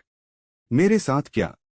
तुम तो खुद ही लड़ने में एंजॉय कर रहे थे। वैन एम्यूसी ने लालच में आकर बिना रुके मांगना शुरू किया, इतने कंजूस मैट बनो। तुम्हें पता है स्नो जॉय कोल्ड ब्लेड को अपग्रेड करने में कितने पैसे लगते हैं? वैसे भी तुम्हारी फैमिली ने मेरे कितने पैसे दीन हैं? न्हुओक ट्रैन ने भी हार नहीं मानी, बदमाश लड़के। मुझे डेलिबरेटली पुश मैट करो। किस हिसाब से मेरे घर के पास पैसे हैं तो मैं तुम्हें दूं? न्हुओक ट्रैन ने उसके बाद सजेस्ट किया, मुझे लगता है तुम ऑनर टावर ट्राई कर सकते हो। वैन एम्यूसी हैरान होकर, ऑनर टावर? न्हुओक ट्रैन ने एक्सप्लेन किया, ऑनर टावर में मिस्टिकल गिल्ड अलायंस की सारी पावर कॉन्सेंट्रेट की गई है। ये 9 साल पहले बनी थी और इसमें टोटल 108 फ्लोर्स है। चैलेंजर को हर फ्लोर के गार्डियन बीस्ट को हरना होगा, तभी वो आगे बढ़ पाएगा। हर फ्लोर के बाद गार्डियन बीस्ट और स्ट्रॉन्ग हो जाएगा। वैन एम्यूसी ने उत्तेजित होकर ताली मारी, ये तो गेम जैसा है। न्हुओक ट्रैन ने आगे बताया, अगर चैलेंज सक्सेसफुल रहा तो तुम्हें टावर मेडल मिलेगा, जिसे तुम अलग अलग रिवॉर्ड्स के लिए एक्सचेंज कर सकते हो। वो खड़ा हुआ, आमिर बनने का तरीका मैंने तुम्हें बता दिया है, अब बाकी तुम्हारे ऊपर है। वैन एम्यूसी ने उसके बाद सीरियसली सोचा, ऑनर टावर जैप टाइम माइल तो ट्राई करना बनता है। उसी वक्त टैंग एन वहां से गुजर रहा था। LY वैन एम्यूसी, यहाँ अकेले क्यों बैठे हो? किसी से लेड हो क्या? वो चौंका। सीनियर। उसने उसे देखा और बोला, कुछ दिन में स्काई क्लाउड स्ट्रॉन्ग होल्ड मांग एनजीयू वैली बैटलफील्ड में एक इवेंट ऑर्गेनाइज करेगा। वहां 1 महीने के लिए तुम ट्रेनिंग कर सकते हो या रिसोर्सेज कलेक्ट कर सकते हो। तुम एक प्रॉमिसिंग टैलेंट हो, ये मौका मिस किया तो गलत होगा। वैन एम्यूसी हैरा रह गया। ठीक है, थैंक यू सीनियर। 3 दिन बाद लाइब्रेरी में वहां का माहौल पूरी तरह शांत था। वैन एम्यूसी किताबों के ढेर में घुसा हुआ था। वो बहुत बिजी लग रहा था। कुछ देर बाद वैन एम्यूसी ने थक कर लंबी सांस ली। उफ, ये कितना मुश्किल है समझना। कुछ भी समझ नहीं आ रहा है। आखिर में उसने हिम्मत करके फैसला किया, अगर समझ नहीं आ रहा तो कोशिश तो करनी पड़ेगी, क्योंकि आखिर न्हुओक ट्रैन ने वो वक्त याद करते हुए न्हुओक ट्रैन ने उसे एक चीज दी थी, ये लो। वैन एम्यूसी ने हैरा होकर, है ये क्या है? न्हुओक ट्रैन ने कहा, ये एक सीक्रेट रियल्म एंट्रेंस का मैप है। वो क्यूरियस होकर उससे खोलने लगा। उसने एक्सप्लेन किया, एंट्रेंस मांग एनजीयू वैली बैटलफील्ड के demon mountain which field dark zone में है। मैंने सुना है तुम कुछ टाइम में वहां जाने वाले हो, तो ये तुम्हारे लिए। वैन एम्यूसी ने अपनी आईब्रोज उछाली। ये कैसा मैप है? मुझे एक वर्ड भी समझ नहीं आ रहा है। न्हुओक ट्रैन ने फिर कहा, इस पार जो लिखा है वो एक एंशिएंट लैंग्वेज में है, तुम्हें खुद ट्रांसलेट करना होगा। ट्रांसलेट कर पाते हो या नहीं वो तुम पर डिपेंड करता है। वापस प्रेजेंट में वो उस पर लिखे लेटर्स को ट्रांसलेट करने की कोशिश कर रहा था। डीमन माउंटेन विच फील्ड मांग एनजीयू बैटलफील्ड से 138,640 किलोमीटर दूर है। उसी वक्त नई जे की आवाज गूंज उठी। डीमन माउंटेन विच फील्ड वो एक डेंजरस एरिया है, और तो और वो एक डार्क जोन भी है। उसने गुस्से में पूछा, तुम मांग एनजीयू बैटलफील्ड की इंफॉर्मेशन सर्च नहीं कर रहे हो तो इस डेंजरस जगह को क्यों ढूंढ रहे हो? वैन एम्यूसी झट से खड़ा हुआ और जल्दी से बोला, कुछ नहीं, बस पहले इस जगह के बारे में सुना था तो थोड़ा क्यूरियस हो गया था। उसने नाक चढ़ते हुए कहा, मैं तो बिल्कुल नहीं मानती। नई जे चिल्लाई, तुम्हें पता भी है वो जगह कितनी डेंजरस है? धीरे बोलो, ये लाइब्रेरी है, चाहे तुम कितने भी पावरफुल क्यों ना हो। वो इतनी वरीड थी कि रोना आ गया उसको। क्या हुआ अगर तुम हिडन सेक्ट के डिसाइपल हो? यहाँ तो तुम जहाँ चाहते हो वहाँ चले जाते हो। यूम्यू ने दुखी होकर उस लड़की को देखा। फिर उसने प्यार से उसका सर सहलाया और गर्म आवाज में बोला, ठीक है, मैं समझ गया। नई जे को ऐसे आंसू में देखकर उसका दिल भी दुखी हो गया। रहने दो उसको ऐसे एक एडवेंचरस फूल के लिए वरी करते हुए। सच में, आई एम सॉरी। ये सुनकर नई जे का छोटा सा दिल पिघलने लगा। उसने आगे कहा, मुझे लगता है वो जगह बहुत हाई डेंजरस होगी, इसीलिए तुम इतनी एक्साइटेड हो। चाहे कितना भी डेंजरस हो, जो करना है वो तो करना ही पड़ेगा। बस मैं तुम्हें प्रॉमिस करता हूँ, चाहे कुछ भी हो जाए, तुम्हारे लिए ही सही, मैं जिंदा वापस आऊंगा। Pinky promise. उसकी आंखों में फिर से आंसू आ गए जब उसने उसे देखा, और नई जे को थोड़ा सुकून मिला। उसने जल्दी से खुद को संभाला और आंसू पोंछ लिए। पर उसने फिर भी यूम्यू के साथ पिंकी प्रॉमिस किया, तुम आओ या ना आओ मुझे क्या फर्क पड़ता है, ये मेरे लिए क्या है।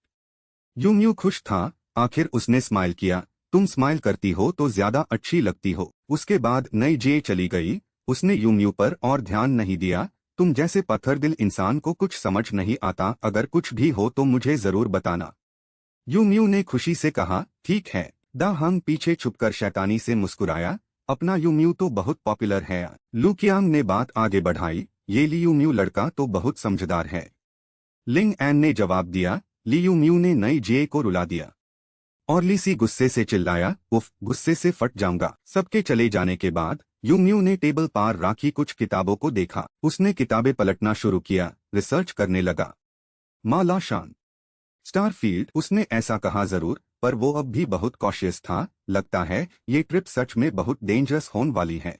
उसके तुरंत बाद वो नाम रजिस्टर करवाने चला गया। यूम्यू ने पेपर बढ़ाया, बस हो गया। चेकर ने कहा, ठीक है, रजिस्ट्रेशन फॉर्म यहाँ रखो और तुम ट्रैवल फी पे कर दो। उससे थोड़ा अफसोस हुआ, ऑनर टावर जाने की फी 5 लाख बहुत ज्यादा है यार। यूम्यू चलते हुए बड़बड़ा रहा था, अगर मुझे अपनी ब्लेड प्रैक्टिस के लिए आइस एंशिएंट टैलिस्मान नहीं चाहिए होता तो मैं यहाँ आता ही नहीं। उसके पीछे से एक आवाज आई, एक्सायो वायु, यहाँ कितने सारे सिल्वर प्रोफाउंड प्रैक्टिशनर्स हैं। थाना वायु ने तुरंत जवाब दिया, ऑब्वियसली, जो भी यहाँ आने की हिम्मत करता है वो सब एलिट्स हाई होते हैं। लिन ली ने उसे देखा, एक्सायो वायु, देखो ना, वो तो कॉमन स्टार प्रोफाउंड प्रैक्टिशनर लगता है। इधर यूम्यू अपना बेशर्मी वाला रोल प्ले कर रहा था। हेलो दीदी, मैं पैसे भरने आया हूँ, थोड़ा कम नहीं हो सकता क्या? जल्दी किस बात की है? किसी ने ये तो नहीं कहा कि बार्गेन नहीं कर सकते। थाना वायु ने जवाब दिया, इसमें क्या बड़ी बात है? यहाँ जो लोग हैं, चाहे उनकी common star cultivation level high क्यों ना हो, उनकी फाइटिंग पावर दूसरों से कहीं ज्यादा स्ट्रांग होती है। अचानक थाना वायु ने जो कुछ अपने सामने देखा, उससे वो थोड़ी घबरा गई और पसीने छूट गए। उसने यूमियू की पीठ को देखते हुए सोचा, ये इंसान इतना फेमिलियर क्यों लग रहा है?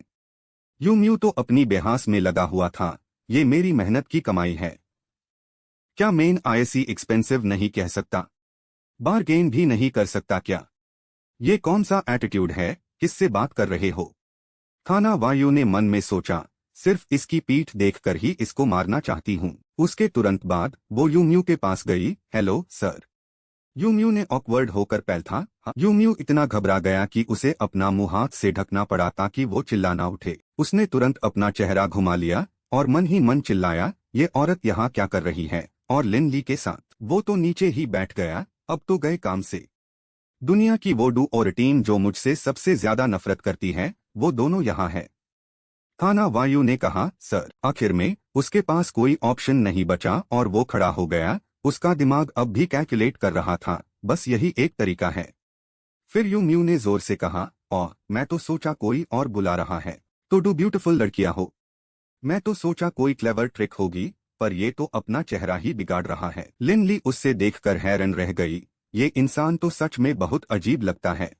थाना वायु का चेहरा उतर गया, उसने सर झुकाया, माफ करना, मैंने गलत इंसान समझ लिया। यूमियू पसीने पोंछते हुए बोला, हे ब्यूटीफुल लड़की, क्या तुम्हारी माँ ने तुम्हें नहीं सिखाया कि ऐसे लड़कों से बात करने पर किडनैप हो सकती हो? उसने एक टफ लुक बनाया। थाना वायु ने गुस्से से चिल्लाया, ये लड़का मेरी हिम्मत, मुझसे ऐसे बात कर रहा है? तुम जानते हो मैं कौन हूँ? यूमियू ने घूरा, तुम कौन हो? मुझे घंटा फर्क नहीं पड़ता तुम कौन हो, मुझे डिस्टर्ब मत करो। क्या तुम्हें पता है मैं तुम्हारे कपड़े फाड़ दूंगा और फिर तुम्हें पहाड़ के किसी बेवकूफ को बीवी बनाकर बेच दूंगा।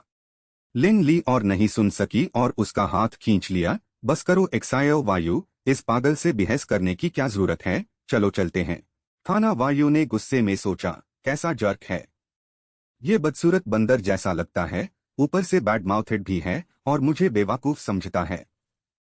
यूज याद आया, यूमियू ने कहा था, मैं जीतने आया हूँ, इज्जत की परवाह नहीं करता। जैसे ही वो दोनों चले गए, यूमियू ने अपना चेहरा वापस नॉर्मल कर लिया। उसने इधर उधर देखा, आखिर वो चले गए। मेरा चेहरा तो अक्कड़ गया है, लगता है वापस नॉर्मल नहीं होगा। इतनी देर तक घूरने से उल्टी आने लगी है, ऐसे तो काम नहीं चलेगा। उसी वक्त उसने एक लड़की की आवाज सुनी, हेलो, गिल्ड सुवेनियर्स के बारे में जानकारी लो। यूमियू तुरंत उसके पास गया। लड़की की आवाज अब भी शार्प थी, हमारा सोवेनियर मास्क खरीदने के लिए शुक्रिया, अगली बार फिर आएगा। अचानक उसकी चीख से पूरा शहर गूंज उठा, ऐसा लग रहा था जैसे पूरे शहर ने सुन लिया हो। यूमियू का विजन थोड़ा अजीब हो गया, ओह माय गॉड, इसमें कितने प्रोफाउंड क्रिस्टल्स खर्च हो गए। तो वो लड़की की तरफ ध्यान इसलिए दे रहा था क्योंकि वो ये बेकार सा आइटम खरीदना चाहता था ताकि इतना बड़ा स्टार रियल्म मिल सके। थाना वायु फिर वहां से गुजरी। हे अगली वॉर्न, यहाँ क्या पागल जैसे खड़े हो? प्रोफाउंड एंसेस्टर के स्टार रियल्म से डर गए हो क्या? यूमियू चिल्लाया, भागो। यूमियू हैरान था, प्रोफाउंड एंसेस्टर?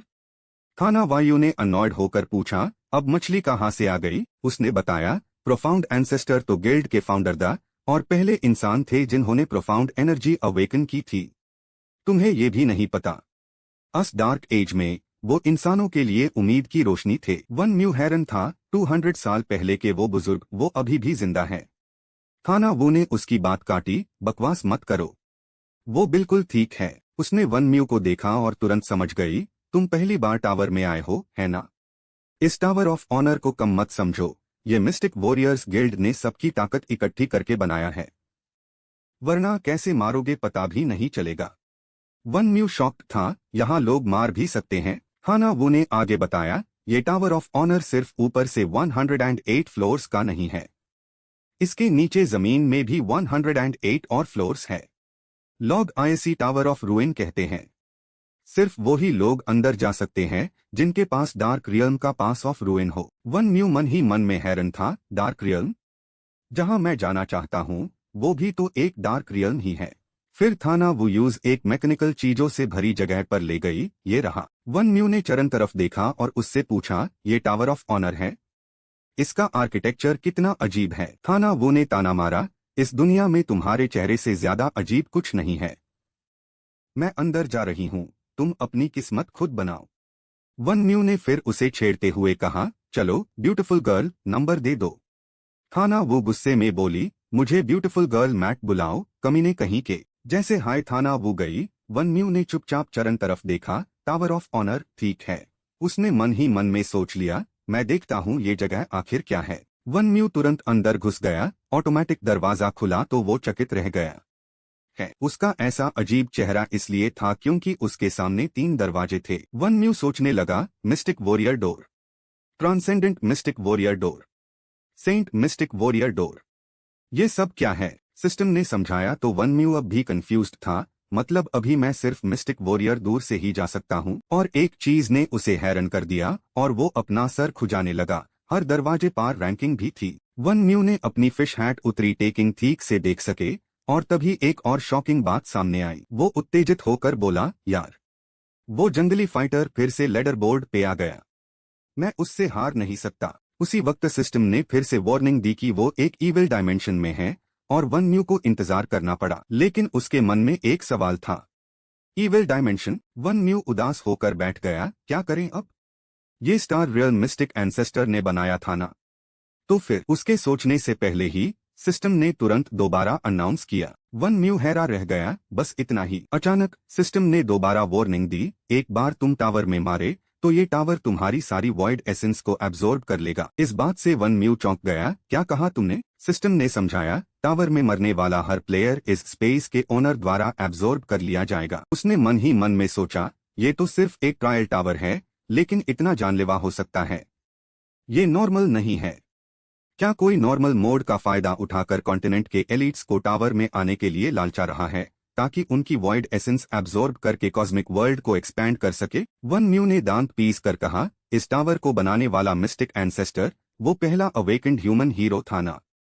ऐसा कैसे हो सकता है? उसने तुरंत ऑर्डर दिया, सिस्टम, पूरे टावर ऑफ ऑनर का डीप स्कैन करो, मिस्टिक एंसेस्टर की लोकेशन ढूंढो। सिस्टम ने जल्दी से ढूंढ निकला। वन म्यू ने घबराहट में चिल्लाया, अब वो कहाँ है? एक घनी काली परछाई ने उसे जल्दी से घेर लिया। सिस्टम के अनुमान के मुताबिक ये टावर डायमेंशन मदर स्टोन और रियल्म मास्टर का अवतार है। वन म्यू ने सोचा, टावर में अवतार? तो अब वो मेरी हर हरकत पर नजर रख रहा है। सिस्टम के मुताबिक मिस्टिक एंसेस्टर एक ट्रू गॉड बन चुका है। वन म्यू थोड़ा इरिटेट हो गया। 12 divine spirits of true gods, उसने 7 को तो कॉन्डेंस कर लिया है, बस 5 और बचे हैं, फिर वो ट्रू गॉड बन जाएगा। जिस इंसान को पूरी ह्यूमैनिटी ट्रू गॉड मानती है, उसने भगवान बनने के लिए दूसरों की जान लेना भी नहीं छोड़ा। ये सोचकर वो खुद को रोक नहीं पाया और थूक कर बोला, कितना घिनौना है। आखिर में उसने मन बना लिया, अगर वो दूसरों का फायदा उठता है तो मैं भी उसका फायदा उठाऊंगा। दरवाजा खोलो। जिस जगह वो घुसा वो एक अलग डायमेंशन थी। अंदर घुप अंधेरा था। उसके सामने एक पुराने लोहे के पिंजरे जैसा कुछ था। वन म्यू हैरान रह गया। उसने चरण तरफ देखा, सब खाली था, लेकिन असल में खतरा ऊपर मंडरा रहा था। जैसे हाई अनम्यूटेटेड बीस्ट्स ने उसे देखा, वो दीवानों की तरह चिलेट यू उस पे झपटे। आवाज सुनते ही वो तुरंत चौकन्ना होकर पलट कर देखा। लापरवाही के चलते वन म्यू को उसने पंजा मारा। उसने तुरंत दोनों हाथों से रोका, लेकिन फिर भी वो दूर जा गिरा। झटके से आसपास की जमीन और पत्थर टूट गए। वन म्यू ने खुद को संभालने के लिए अपने पैर जमीन में गाड़ दिए। उसके बाजू पर पंजा लगा और ताजा खून तेजी से बहने लगा। वन म्यू ने उन्हें देखा और थोड़ा चौंक गया। बस हो गया था मेरा गेम ओवर। ये तो हेल्थलॉ अंडरवर्ल्ड रैट है। सुना है इसकी ताकत highest level common star mistake warrior के बराबर है। उन्हें देखकर वो हैरानी से बोला, मैंने सोचा भी नहीं था कि एक साथ 9 निकालेंगे। वन म्यू ने ठंडी हंसी हंसी, ये तो सिर्फ पहला फ्लोर है। वो कमीना मिस्टिक एंसेस्टर और कितने लोगों को मरवाना चाहता है। म्यूटेटेड रैट्स के झुंड को एक साथ आते देखकर वन म्यू हैरान रह गया। ओह, सब एक साथ। अपनी इनर पावर एक्टिवेट करना शुरू करो। ठीक है, वैसे भी मैं इतना फ्री नहीं हूँ। उसने जैसे ही अपनी बात खत्म की, वैन एम्यूसी की आंखों में एक शैतानी चमक दिखी।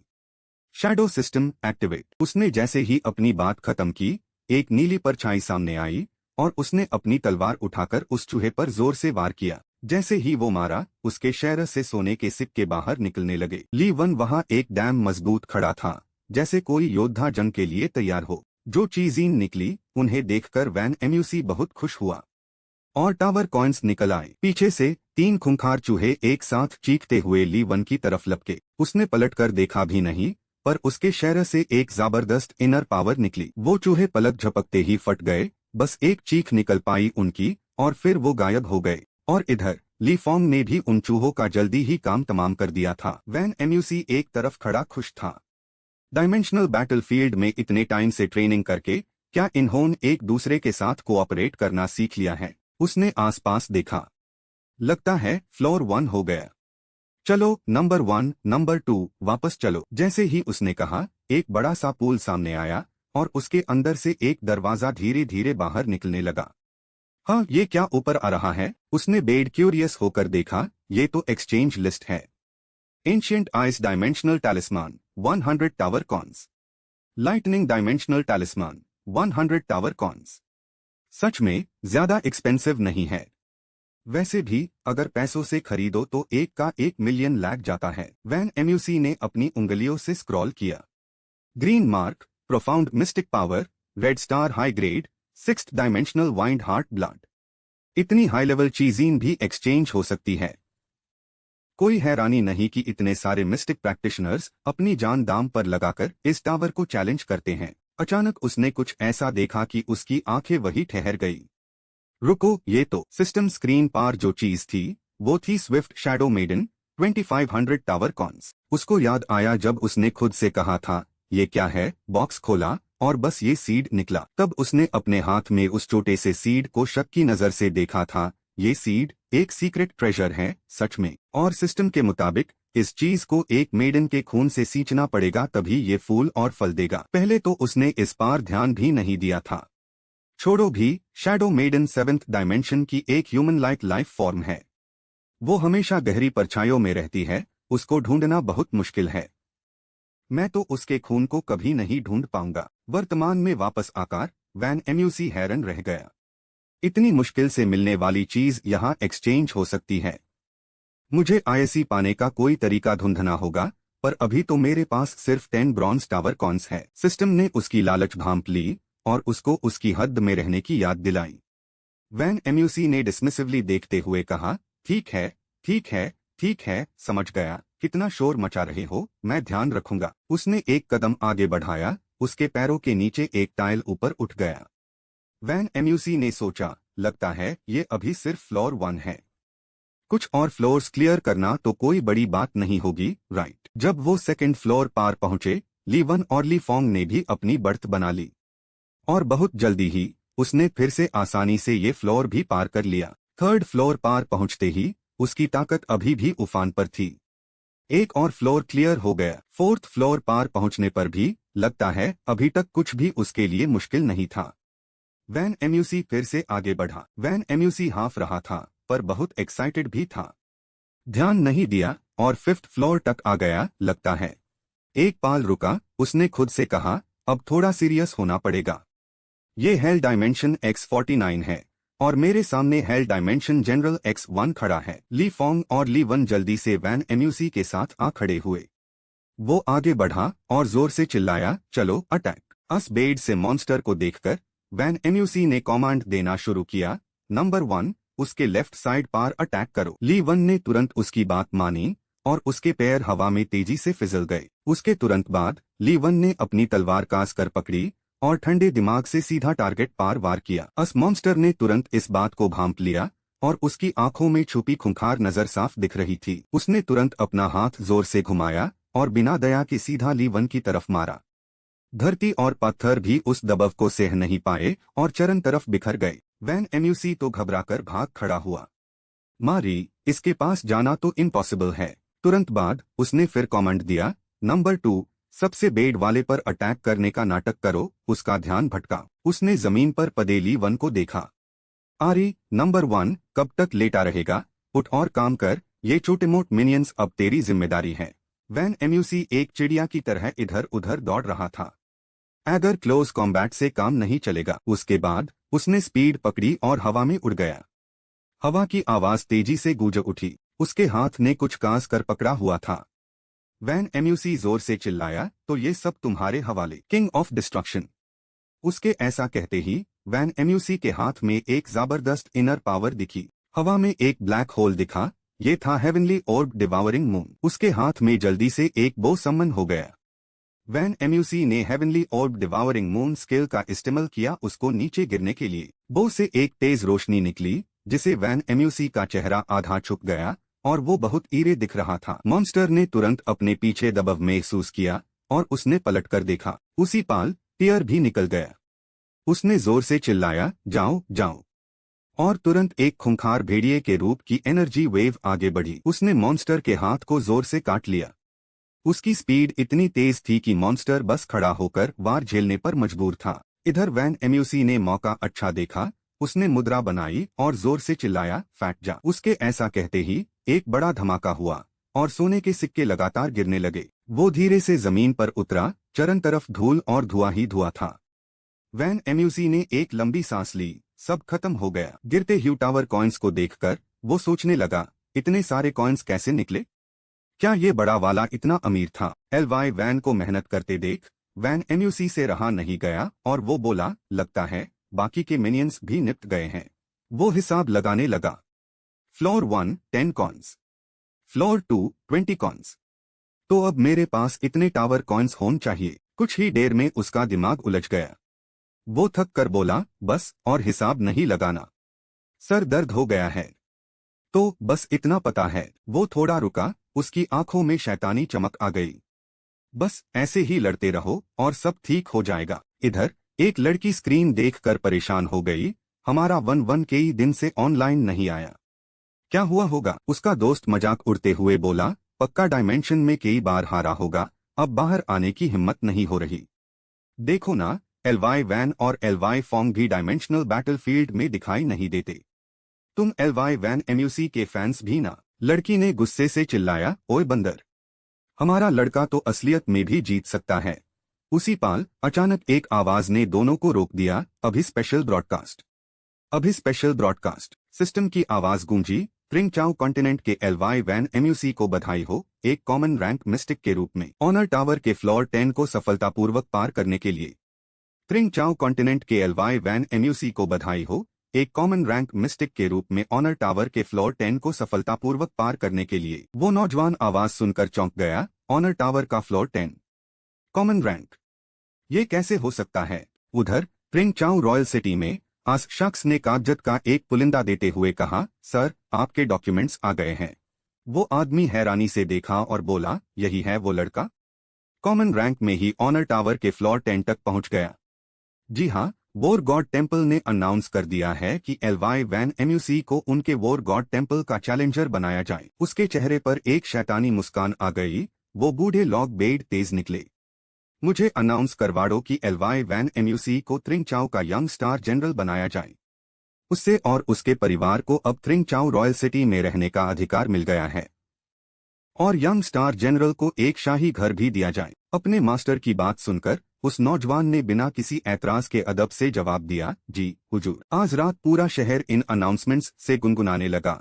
वॉर गॉड टेम्पल ने अनाउंस किया है कि एलवाई वैन एम्यूसी को उनका चैलेंजर बनाया जाएगा। वॉर गॉड टेम्पल में ट्रायल डीन के एलिजिबल है। त्रिंग चाओ रॉयल सिटी ने अनाउंस किया है कि एलवाई वैन एम्यूसी को त्रिंग चाओ का यंग स्टार जनरल बनाया जाएगा और उन्हें एक शाही घर दिया जाएगा। उन्हें अपनी खुद की स्टार जनरल बॉडीगार्ड टीम बनाने की भी इजाजत है। सब लोग दंग रह गए, बाप रे! वॉर गॉड टेम्पल और मिस्टिक गिल्ड तो अभी से लड़ने लगे हैं इसके लिए। इतनी जल्दी रिएक्शन? बेड बूढ़े भी आपस में बातें करने लगे। एक कॉमन रैंक मिस्टिक को ऐसे हाई यंग स्टार जनरल बना दिया, इतने सालों में पहली बार देखा है ऐसा। लगता है ये नौजवान लड़का सच में बहुत टैलेंटेड है। इसी वक्त ऑनर टावर के फ्लोर 11 पार वो मोटा सा चूहा पागलपन से गुर्राता हुआ दौड़ रहा था। यही है वो बॉस। वैन एम्यूसी ने थोड़ी देर तक उलझा रहा, फिर संतुष्ट होकर बोला, बहुत अच्छा, आईसी पकड़ लिया। वो उसे देखकर बोला, सच में ये एक गोल्ड स्टार डायमेंशनल बीस्ट है। अब चाख मेरे पूरे मिस्टिक एनर्जी का स्वाद। उसके तुरंत बाद जब उसने अपनी पूरी शक्ति इकट्ठी कर ली तो वैन एम्यूसी जोर से चिल्लाया, स्काई स्फीयर एक्लिप्स एक्सप्लोड। उसके कहते ही एक जोरदार धमाका हुआ और वो सोने के कॉइन्स बारिश की तरह गिरने लगे। उस धमके के झटके से वो अपना संतुलन खो बैठा और खुद भी दूर जा गिरा। फ्लोर 11 तक पहुंचने के बाद थोड़ा थक कर भी वैन एम्यूसी हांफते हुए बोला, जीत गया। पर मैं भी अपनी हद पर पहुंच गया हूं। वो थोड़ी देर वही बैठा रहा। इतने वक्त से पूरी ताकत से लड़ा नहीं था। अब मुझे अपनी असली स्ट्रेंथ का अंदाजा हो गया है। फिर वो जल्दी से डिस्प्ले बोर्ड के पास गया। देखता हूँ अब मेरे पास कितने टावर कॉइन्स हैं। ये देखकर वैन एम्यूसी चौंक गया। तो बॉस इतना वैल्यूएबल है क्या? सीधे 300 कॉइन्स माइन। तो अब मेरे पास 2730 कॉइन्स है पक्का। तभी यूज सेंटेसिस ब्लड याद आया। तो अब मैं वैन एम्यूसी ने मुस्कुराते हुए सोचा, सिर्फ फ्लोर 11 तक ही इतना इकट्ठा हो गया। ये टावर कॉइन्स कामना ज्यादा मुश्किल नहीं है लगता। सिस्टम ने बताया कि क्योंकि अब वो एक कॉमन रैंक मिस्टिक है, इसलिए उसके कॉइन रिवॉर्ड्स भी ज्यादा है। वैन एम्यूसी हैरान हुआ, ऐसा है क्या? फिर उसने तुरंत सिस्टम पर क्लिक किया। तो इसका मतलब मैंने अपनी ब्लैक स्टार को अपग्रेड ना करके सही किया। धत! अचानक एक तेज रोशनी उसकी तरफ सीधी पड़ी। वैन एम्यूसी चौंक गया, अपना चेहरा हाथों से ढाका और साथ ही चिल्लाया। इस दबाव के आगे वो अपने दांत पीसने लगा और बेचैनी से खुद से पूछा, ये क्या है? अभी उसने बात खत्म ही की थी कि आसमान से कुछ अजीब सा नीचे गिरा। वैन एम्यूसी हैरान होकर बोला, ये तो। पता चला कि वो एक बड़ा सा तराजू था जो लिब्रा कॉन्स्टलेशन के स्केल्स ऑफ जस्टिस जैसा लग रहा था। एक आवाज आई, कृपया अपने टावर कॉइन्स अर्पण करें। वैन एम्यूसी को थोड़ा मजेदार लगा, और इसमें वॉइस गाइडेंस भी है। उसने एक चक्कर लगाकर देखा, फिर तराजू की तरफ देखते हुए बोला, यहाँ पर। तुरंत बाद उसने इंस्ट्रक्शंस फॉलो किए और अपने सारे कॉइन्स उसमें डाल दिए। पैसों की खनक कानों को बड़ी सुहानी लगी। फौरन तराजू के दूसरे पलड़े पर कुछ खुलने वाला था। वो उत्सुकता से देख रहा था। आ गया। अब वैन एम्यूसी के पास एक बड़ी रंग बिरंगी बोतल थी। वो उत्तेजित होकर बोला, तो अब मेन ऑब्सेशन सीड को पानी दे सकता हूँ। फिर वैन एम्यूसी ने अपनी आंखें बंद कर ली। उसके दिमाग में एक आदेशक आवाज गूंजी, स्टार रियल्म में प्रवेश करो। अंदर कदम रखते ही वैन एम्यूसी खुशी से चीखा, वाह! ये कब इतना मेस हो गया? तो अब से मेन स्टार रियल्म में ऐसे ही कुछ भी नहीं फेंकूंगा। उसने एक औजार पकड़ा और उस गड़बड़ में खोदने लगा।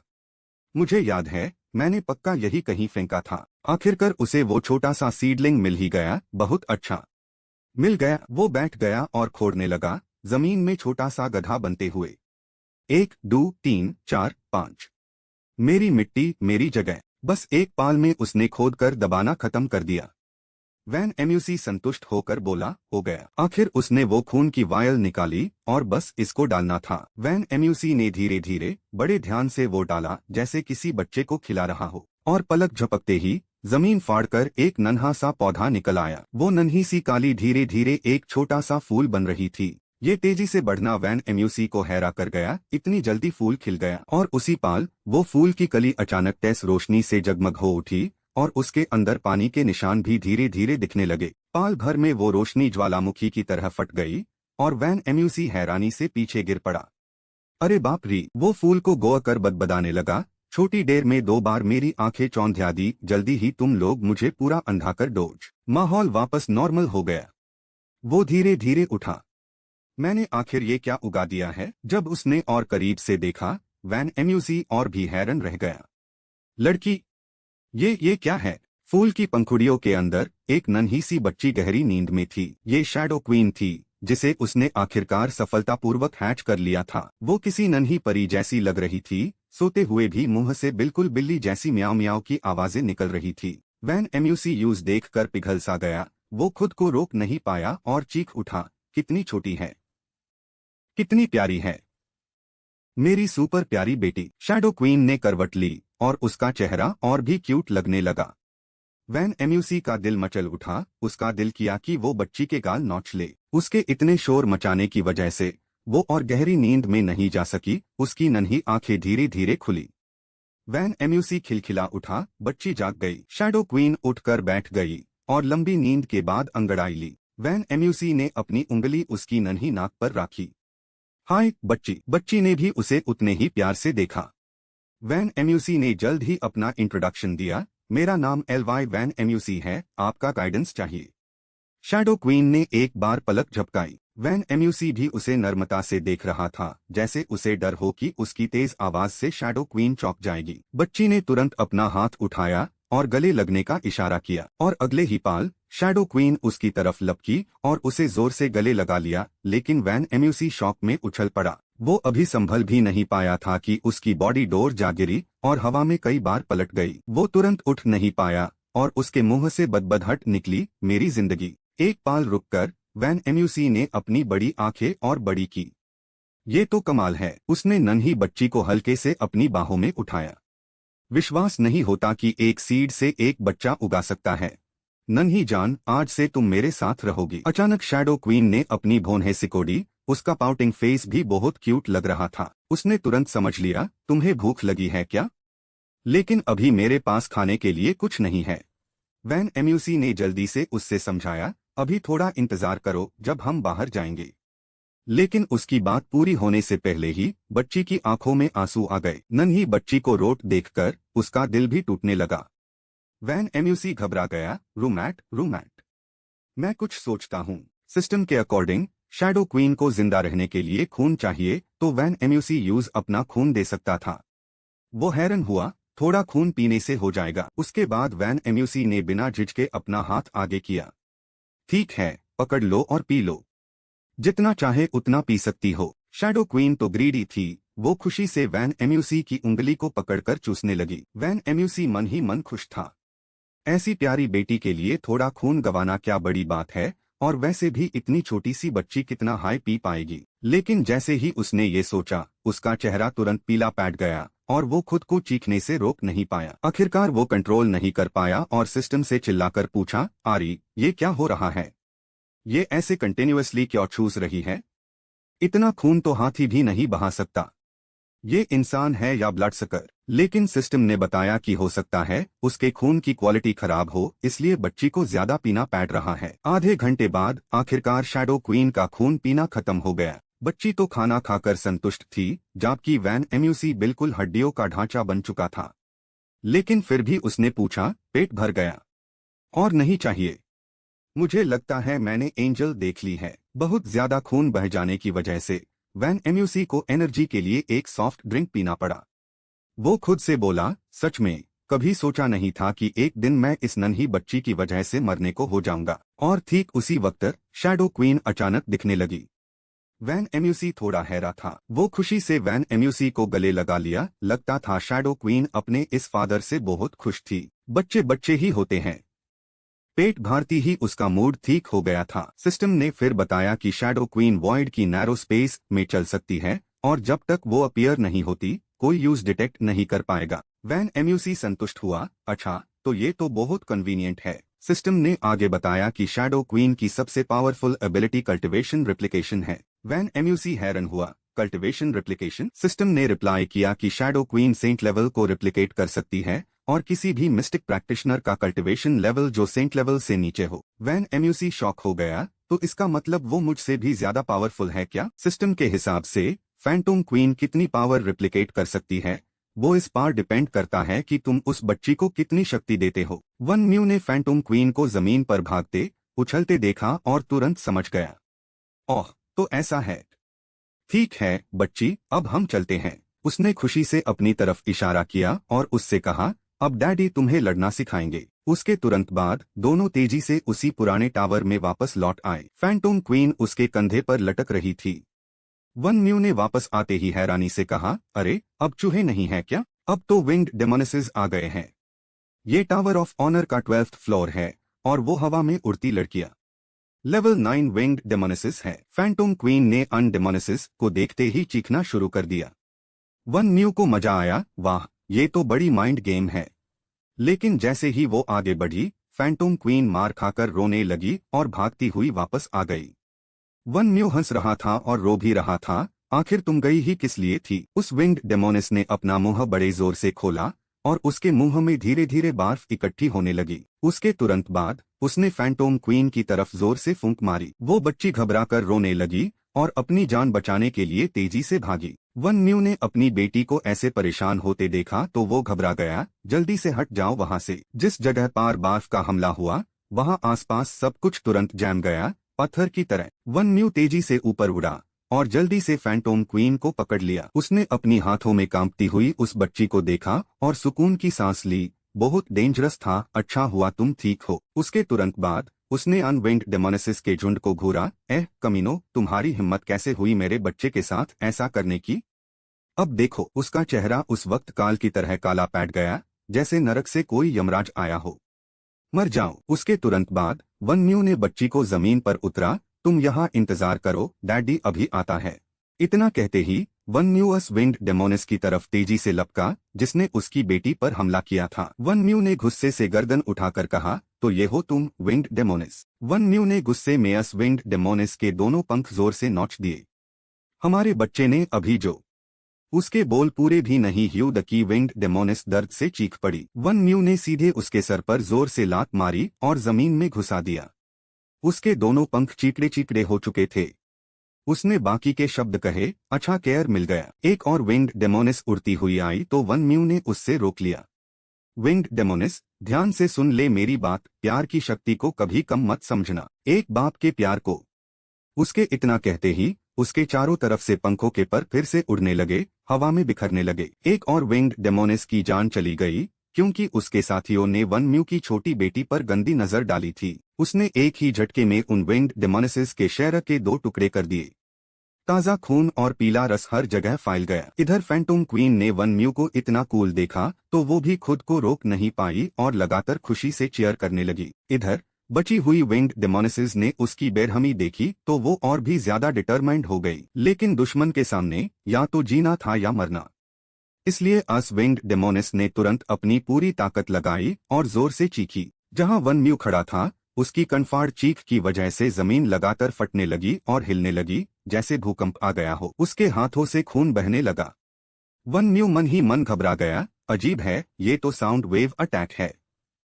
लानत है, मेरा शहर हिल नहीं रहा। इधर एक और विंग्ड डेमोनिस ने इस मौके का फायदा उठाया, दूर से एक चीख मारी और सीधे उस पर हमला करने के लिए उड़ती हुई आई। जैसे ही वो आगे बढ़ी एक जबरदस्त धमाका हुआ और चारों तरफ धुआं और आग छा गई, आसमान तक धुंधला हो गया। फैंटोम क्वीन ने ये नजारा देखा तो घबराकर चीख पड़ी। वन म्यू ने खून का एक घूंट थूका और फिर वो हवा में ही कई बार घूमता हुआ दूर जा गिरा। टक्कर की वजह से उसके सर से खून लगातार बह रहा था।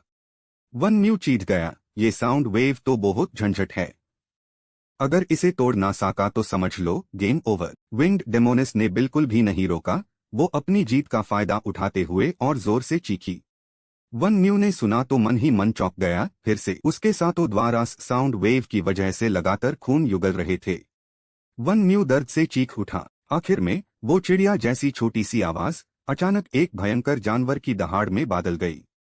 फैंटोम क्वीन, वो अब अपनी शक्तियों का भूत उतार रही थी। उसकी ये आवाज सुनकर सारी विंग्ड डेमोनिसेस एक पाल के लिए चौंक गई। उसके तुरंत बाद उस बच्ची ने एक लंबी सांस ली और सब कुछ अपने पेट में निगल लिया। वन म्यू ने देखते ही जान लिया, ये तो साउंड वेव्स और हवा दोनों को एक साथ निगल रही है। इधर जैसा उसने सोचा था वही हो रहा था। वो सब कुछ निगलने की कोशिश कर रही थी। वन म्यू भी जल्दी से खड़ा हुआ और अपने चेहरे से खून पोंछा। ये आखिर कैसी अजीब शक्ति है? उस नन्ही सी जान को पेट भर के जमीन पर गिरते देख वन म्यू ने हैरानी से कहा, वाह, इसका उसे तो काफी अच्छा किया इसने। फैंटोम क्वीन को जमीन पर बैठे देख वन म्यू आगे बढ़ा और अपना हाथ बढ़ाया। चलो बच्ची, अगर ऐसा है तो। उसने उस बच्ची को अपने कंधे पर रखा, उसकी आंखों में तेज और ठंडक थी। तो चलो अब हम दोनों मिलकर ये जंग लड़ते हैं। और आधे घंटे बाद वॉइड रियल्म में अनाउंसमेंट की आवाज फिर से गूंजी, अभी स्पेशल ब्रॉडकास्ट शुरू हो रही है। अभी स्पेशल ब्रॉडकास्ट शुरू हो रही है। सेंट्रल कॉन्टिनेंट के लिए वन म्यू को उनके पुटिंग XUN के स्टेटस के लिए बधाई। टावर ऑफ ऑनर के 15th फ्लोर को सक्सेसफुली पार करने के लिए ये अनाउंसमेंट शहर के हर कोने कोने में फैल गई। सब लोग बातें कर रहे थे, ऐसा कैसे हो सकता है? ये आम बंदा अभी भी आगे बढ़ रहा है, ये तो कमाल है। छोटे शहरों में ओह माय गॉड भाई, तू तो रॉकस्टार है। मैंने कहा था ना, तू पक्का कर लेगा। एकेडमीज के नए स्टूडेंट क्लासेस में वैन चमटू ने तो पूरी दुनिया में धूम मचा दी है। वो गर्मी से मुस्कुराए, ये मेरा बेटा है, अभी से इतना नाम बना लिया? क्या ये थोड़ा जल्दी नहीं हो गया? किसी जंगल के सीक्रेट रियम में लिंग XUI हैरानी से चिल्ला उठी। फ्लोर 15 तक पहुंच गया। वो मॉन्स्टर्स की लाशों पर बैठी थी। बहुत बढ़िया। मैं और इंतजार नहीं कर सकती, जल्दी वापस जाकर तुमसे फिर लड़ना है। टियान लॉन्ग हॉल में रो चेन भी खबर देख रहा था। क्या ये छोकरा इतनी जल्दी 15 फ्लोर्स पार कर गया? इस बार तो पापा से जरूर डांट पड़ेगी। वो जोश में खुद से बदबदाया, रुको ज़ारा, मैं इतनी आसानी से हार नहीं मानूंगा। इधर वैन थियन बाओ की किसी एकेडमी में एस्मेरल्ड उदास थी। माफ करना चेयरमैन, पिछली बार मुझसे गलती नहीं होनी चाहिए थी। अंदर से आवाज आई, हैरानी की बात है, इस लड़के में इतनी कैपेबिलिटी है। लगता है ये कैक फोंग एकेडमी का एस बनेगा और हमारे लिए फ्यूचर में एक थ्रेट। उसने फिर पूछा, अब क्या करें? ये लड़का तो यंग जनरल बन गया है और ली वैन एमयूसी की करंट पावर के साथ हो सकता है वो पता लगा ले कि हमने उससे मारने की कोशिश की थी। उसने हिसाब लगाया, एक आम ताकत के साथ इतनी जल्दी टावर ऑफ ऑनर के 15 फ्लोर्स पार करना थोड़ा अजीब नहीं है। लेकिन अगर उसके पास वोर सेंट ब्लड लाइन है तो सब कुछ समझ में आता है। एस्मेरल्ड हैरानी से बोली, वोर सेंट ब्लड लाइन? उस आदमी ने फिर कहा, जाओ ये खबर फैला दो कि ली वैन एमयूसी के पास वोर सेंट ब्लड लाइन है। जितने ज्यादा लोग जाने उतना बेहतर। वो शातिर तरीके से हंसा, मैं समझ गया। आप सच में बहुत कनिंग है। आप चाहते हैं कि वो। एक पाल रुका। एस्मेरल्ड का चेहरा उस वक्त और भी गुस्से वाला हो गया जब उसने 3 शब्द कहे, उसका नाम ओ निशान मिट जाए। इधर वैन एमयूसी की तरफ वो इस वक्त जमीन पर पड़े कुछ शवों के ऊपर से गुजरता हुआ जा रहा था। वो कोई रोबोट तो नहीं था, इसलिए थकान तो होनी ही थी। उसने गहरी सांस ली, तो ये है 20th फ्लोर। वैन एमयूसी को अचानक याद आया, और हाँ, 20th फ्लोर पार करने के बाद तो रैंकिंग में नाम आ जाएगा, कहीं ये ज्यादा शो ऑफ तो नहीं होगा। सिस्टम ने अब बताया कि फ्लोर्स हाइड करने का फंक्शन है, इसे तुम्हारा नाम रैंकिंग में नहीं दिखेगा। वैन एमयूसी हैरान हुआ, ऐसा फंक्शन भी है? तुमने पहले क्यों नहीं बताया? उसने तुरंत क्लिक किया, तो ठीक है, मुझे वैसे भी ज्यादा अटेंशन नहीं चाहिए।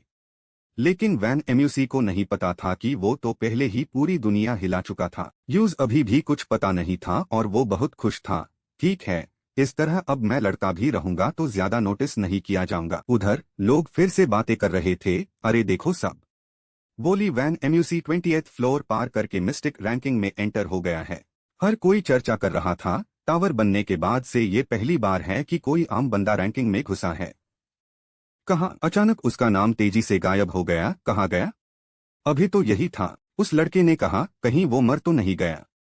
ऐसा कैसे हो सकता है? उसने जरूर अपनी रैंकिंग हाइड कर दी है। जो पावरफुल लॉग होते हैं वो अक्सर अपनी इमेज मिस्टेरियस रखते हैं। एक राहगीर भी खुद को रोक नहीं पाया और बोला, लेकिन मैंने अभी एक खबर सुनी है, कहते हैं इसलिए वैन एमयूसी के पास वोर सेंट ब्लड लाइन है। भीड़ फिर चर्चा करने लगी, वोर सेंट ब्लड लाइन? तभी तो ली वैन एमयूसी की पावर इतनी तेजी से बढ़ रही है। अस कर्ली हेयर्ड लड़के का चेहरा बिगड़ गया, ली वैन एमयूसी के पास वोर सेंट ब्लड लाइन है? मुझे जल्दी से सेक्ट को इन्फॉर्म करना होगा। इधर टावर का दरवाजा तेजी से खुल गया। उसने भी टावर कंप्लीट कर लिया था। वैन एमयूसी ने थकान से गहरी सांस ली, बहुत देर हो गई इस टावर में। उसने गहरी सांस ली और खुद को संतुष्ट पाया, बाहर की हवा फिर भी ज्यादा ताजी है। उसने मुड़कर अपने बेड बैकपैक को देखा और मन ही मन खुश हुआ, इस बार तो बहुत अच्छा कमाल किया है। मैंने कितनी सारी अच्छी चीजें एक्सचेंज की है। जैसे ही वो बाहर निकला उसने बहुत सारी सरगोशियां सुनी। क्या वो ली वैन एमयूसी है? हाँ वही है, और उसने अपनी अचीवमेंट्स भी हाइड कर दी है। किसी को नहीं पता कि उसने कितने फ्लोर्स पार किए हैं। देखो उसके पीठ पर जो बैग है, हो सकता है उसने 30 to 40 फ्लोर्स भी पार किए हो। मैंने सुना है उसके पास वोर सेंट ब्लड लाइन है। यकीन नहीं होता। उससे थोड़ा अजीब लगा और वो सोचने लगा, सब लोग मुझे ही क्यों देख रहे हैं? क्या मैं गलत महसूस कर रहा हूँ? इस वक्त सीन बादल कर थियन वैन सिटी के मिस्टिक गिल्ड में एक आवाज अचानक गूंजी, दीदी क्या हमें अब वापस चलना चाहिए? थाना डुओंग ने बदबदाया, मुझे तो लगता है ली वैन एमयूसी 80% मर चुका है। देखो ना, उसकी रैंकिंग भी गायब हो गई है। वो फिर कूद कूद कर बोला, अगर वो मारा नहीं भी है तो भी यंग सिटी लॉर्ड ने खुद उसके लिए इंतजार किया, ये तो उसके लिए बहुत बड़ी बात है। थाना वो ने ठंडे लहजे में कहा, यहाँ शिकायत करना बंद करो। ये एक बहुत जरूरी काम है जो हमें दिया गया है। कोई गलती नहीं होनी चाहिए। थाना डुओंग ने ना चाहते हुए भी कहा, जी जी जी। उसके बोलते ही वो दरवाजा थोड़ा तेज हिला, थाना डुओंग चौंक गया। कोई फिर बाहर आया। वैन एम्यूसी गुस्से में बदबदाया, मुझे तो गुस्सा आ रहा है। 500,000 ट्रांसफर फीस, ये तो कितने महंगे हैं। थाना वो ने उससे दूर से देखा और जोर से चिल्लाई, जिसे वो चौंक गया। ली वैन एम्यूसी। वो डर गया और तुरंत अपनी फिश हैट पहन ली। तुम अभी भी यहाँ हो? मैं जानता हूँ मैं बहुत हैंडसम हूँ, लेकिन ऐसे पीछे पड़ने की क्या जरूरत है। थाना वो चिल्लाई, बकवास बंद करो कमीने। वो करीब आई और धीरे से बोली, अब नाटक करने की जरूरत नहीं। मैं जानती हूँ तुम ही ली वैन एम्यूसी हो। फिक्र मत करो, मैं तुमसे झगड़ा करने नहीं आई। मेन सिटी लॉर्ड के हुक्म पर तुम्हें सिटी लॉर्ड के मैनर ले जाने आई हूँ। थाना डुओंग ने मजाक उड़ते हुए कहा, ऐसा कैसे हो सकता है? ये बेवकूफ जैसा आदमी ली वैन एम्यूसी है? वैन एम्यूसी ने अपनी टोपी उतरी और पलटकर बोला, बेवकूफ तुम हो, तुम्हारी पूरी फैमिली बेवकूफ है। थाना डुओंग उस पर लपका, आए बदतमीज छोकरे, जानता भी है मैं कौन हूँ? हिम्मत है तो फिर से बोल, मैं तुझे जान से मार दूंगा। वैन एम्यूसी भी पीछे नहीं हटा। दीदी मुझे मत रोको। इधर थाना वो ने उससे जोरदार धक्का दिया। ली वैन एम्यूसी, वक्त कम है, जल्दी से हमारे साथ चलो। वो सावधान हो गया, मैं नहीं जाऊंगा। कौन जानता है तुम लोग क्या करना चाहते हो। जब वो अभी भी झगड़ रहे थे, अचानक उसे किसी का मैसेज आया। ये नई जे थी। वैन एम्यूसी हैरान हुआ, ये लड़की अचानक मैसेज क्यों भेज रही है। उधर थाना डुओंग को उसकी दीदी ने अच्छे से धोया। थोड़ा सुधार जा। नई जे चिंता में रो पड़ी, आपने फाइनली फोन उठा लिया। मैं तो सोच रही थी कि आप टावर में मर गए होंगे। वन म्यू ने सर खुजाया, अरे रोने की क्या जरूरत है, और तुम्हें कैसे पता मैं अभी टावर में था। नई जे बोली, सिर्फ मुझे ही नहीं, अब तो लगता है पूरी दुनिया को पता चलने वाला है। वो चौंक गया, क्या पूरी दुनिया को पता चल गया? तभी किंग वायु वहां से गुजरी और खुशी से नई जे को बुलाया। नई जे, वो चिल्लाई, किंग वायु, कितने दिनों बाद मिली। टूली वन म्यू के साथ क्या कर रही है? वन म्यू ने थोड़ा गुस्सा होकर कहा, मैं भी तो यही पूछ रहा हूँ। किंग वायु ने बताया, मेरे पापा ने मुझे आईएससी पिक करने भेजा था, पर ये तो हमसे थोड़ा सा होशियार लगता है। नई जे जोर से बोली, ली वन म्यू तुम जाओ। किंग वायु मेरी बेस्ट फ्रेंड है, वो तुम्हें कोई नुकसान नहीं पहुंचाएगी। वन म्यू सच में जाना नहीं चाहता था। नई जे फिर से मिन्नाते करने लगी, प्लीज जाओ ना, जाओ। वो फिर भी नहीं मान रहा था। अच्छा ठीक है, रोमैट, मैं चला जाऊंगा। फिर उसने कहा, चलो सुंदरी लड़की, रास्ता दिखाओ। किंग वायु चिल्लाई, मैंने कहा ना, मुझे सुंदरी मत बुलाओ। अगर पापा तुमसे मिलना ना चाहते तो अभी तुम्हारी पिटाई कर देती। पूरे रास्ते वो कंप्लेन करती रही, ली वन म्यू अपनी बदतमीजी बंद करो। दूर से किंग यांग ये देखकर मन ही मन में नाराज हो गया। ये लड़का, उसकी मुस्कान देखकर वो सोचने लगा, वन म्यू तुम सच में कितने इरिटेटिंग हो। जल्द हाई यूज एक बड़े से विला में लाया गया। किंग वायु ने कहा, यही वो जगह है। वन म्यू ने तारीफ की, वाह क्या शानदार जगह है। पियानियन सिटी के सिटी लॉर्ड का मैंशन ऐसा ही तो होना चाहिए। किंग वायु बोली, अगर पसंद है तो तुम भी अपना किंग लॉन्ग मैंशन ऐसे ही बनवा सकते हो। किंग वायु यूज घूरते हुए देखकर चौंक गई, क्या? जब तुम टावर में थे तो तुम्हें बाहर क्या हो रहा है उसकी कोई खबर ही नहीं है। किंग वायु ने बताया, जोंगजू रॉयल सिटी ने तुम्हें वॉर गॉड्स हॉल में शामिल कर लिया है। किंग यांग मन ही मन में सोचा, ये ली वन म्यू बेवकूफ है क्या? ये सुनते ही वन म्यू घबरा गया, अगर ऐसा है तो मैं तो अब फेमस हो गया हूँ। मैंने तो जानबूझकर अपनी रैंकिंग छुपा दी थी। किंग वायु ने आगे कहा, ये तो बस शुरुआत है, और एक बुरी खबर है। उसका चेहरा सीरियस हो गया, अब बाहर ये खबर फैल रही है कि तुम्हारे पास वॉर सेंट ब्लड लाइन है। वन म्यू के दिमाग में एक बड़ा सा सवाल उठ गया। किंग वायु फिर से चौंक गई, ऐसा कैसे हो सकता है? तुम्हें वॉर सेंट ब्लड लाइन का मतलब भी नहीं पता। किंग वायु को फिर समझना पड़ा, वॉर सेंट मिस्टिक्स का सबसे ऊंचा लेवल होता है। वो अपने समय का सबसे शक्तिशाली राजा होता है, और वॉर सेंट के डायरेक्ट डिसेंडेंट्स में एक जबरदस्त वॉर सेंट ब्लड लाइन होने की बहुत संभावना होती है। उसने अपनी टोपी नीचे खींचते हुए गंभीर चेहरे से कहा, अगर इस वॉर सेंट ब्लड लाइन को रिफाइन कर लिया जाए तो कोई भी सेंट मिस्टिक बन सकता है। एक पाल रुककर उसने कहा, इसलिए पूरी दुनिया के मिस्टिक्स तुम्हारी ब्लड लाइन पार नजर रखे हुए हैं। वन म्यू गुस्से से गरजा, मेरे पापा तो बस एक छोटे से स्क्वाड लीडर हैं, मैं किसी वॉर सेंट की औलाद थोड़ी हूँ। किंग वायु ने दरवाजे पर हाथ रखते हुए कहा, तुम्हारे पास ब्लड लाइन है या नहीं इसका फैसला हम खुद कर लेंगे। अंदर कदम रखते ही किंग वायु ने एक नजर घुमाई और फिर कहा, हमारे टियानियन सिटी के तरफ से FEI वायु सिटी के रिप्रेजेंटेटिव, याओ वायु सिटी के रिप्रेजेंटेटिव, टियान लोंग सिटी के रिप्रेजेंटेटिव दुओ चेन और मो चेन सिटी के रिप्रेजेंटेटिव भी हैं। किंगयून सेक्ट के एल्डर ने उसे देखते ही खड़े होकर स्वागत किया। क्या आप हीली सेक्ट के लिए वन म्यू हैं? वन म्यू अंदर आया और कैजुअली अपना बैग नीचे रख दिया। जो कहना है सीधे सीधे कहो। वन म्यू ने फिर एक अच्छी जगह ढूंढी और अपने बैग से टेक लगाकर खड़ा हो गया। चलो एक दूसरे का वक्त बर्बाद नहीं करते, वैसे भी मुझे और बहुत काम है। मो चेन सिटी के रिप्रेजेंटेटिव जोर से हंसे। तुम लड़के बड़े तेज हो पर मुझे पसंद आया। किंगयून सेक्ट के एल्डर भी मुस्कुराए। बहुत खूब, ली सेक्ट का बंदा है, सीधी बात करता है। उन्होंने बात आगे बढ़ाई। क्या तुम जानते हो कि टियानियन सिटी में गिल्ड मास्टर और सिटी लॉर्ड दो अलग अलग ताकतें हैं? दोनों की बराबर पावर है, इसलिए हमारे बीच थोड़ी तकरार चलती रहती है। टियानियन सिटी ने इसी वजह से एक नाजुक संतुलन बनाए रखा है। वन म्यू ने हंसकर कहा, जमाना कोई भी हो, इंसान इंसान से ही लड़ता है। कितनी अजीब बात है, एल्डर ने आगे कहा, लेकिन हाल ही में ये संतुलन टूटने वाला है, इसलिए हमने तुम्हें यहाँ बुलाया है। किंगयून सेक्ट के एल्डर ने फिर कहा, हम उम्मीद करते हैं कि तुम्हारे पीछे जो ली सेक्ट है वो हमारी टियानियन सिटी लॉर्ड की फैक्शन में शामिल हो जाए। जैसे ही ली सेक्ट हमसे जुड़ेगा हम तुम्हें पूरा सपोर्ट देंगे और तुम्हारी हिफाजत करेंगे। वन म्यू मन ही मन में सोचा, इतनी देर से बोल रहे हैं, बस मुझे अपनी पार्टी में खींचना चाहते हैं। ये सुनकर वन म्यू ने सीधे सीधे कहा, माफ करना, मैं मना करता हूँ। एल्डर चौंक गए। माँ मना करते हो? क्या तुम्हें पता है तुम किस हालत में हो? हमारे बिना तुम्हें पछताना पड़ेगा। वन म्यू शैतानी से मुस्कुराया। लगता है आप लोग भूल गए हैं, मैं लीजिया से हूँ और लीजिया अपनी हिफाजत खुद कर सकती है।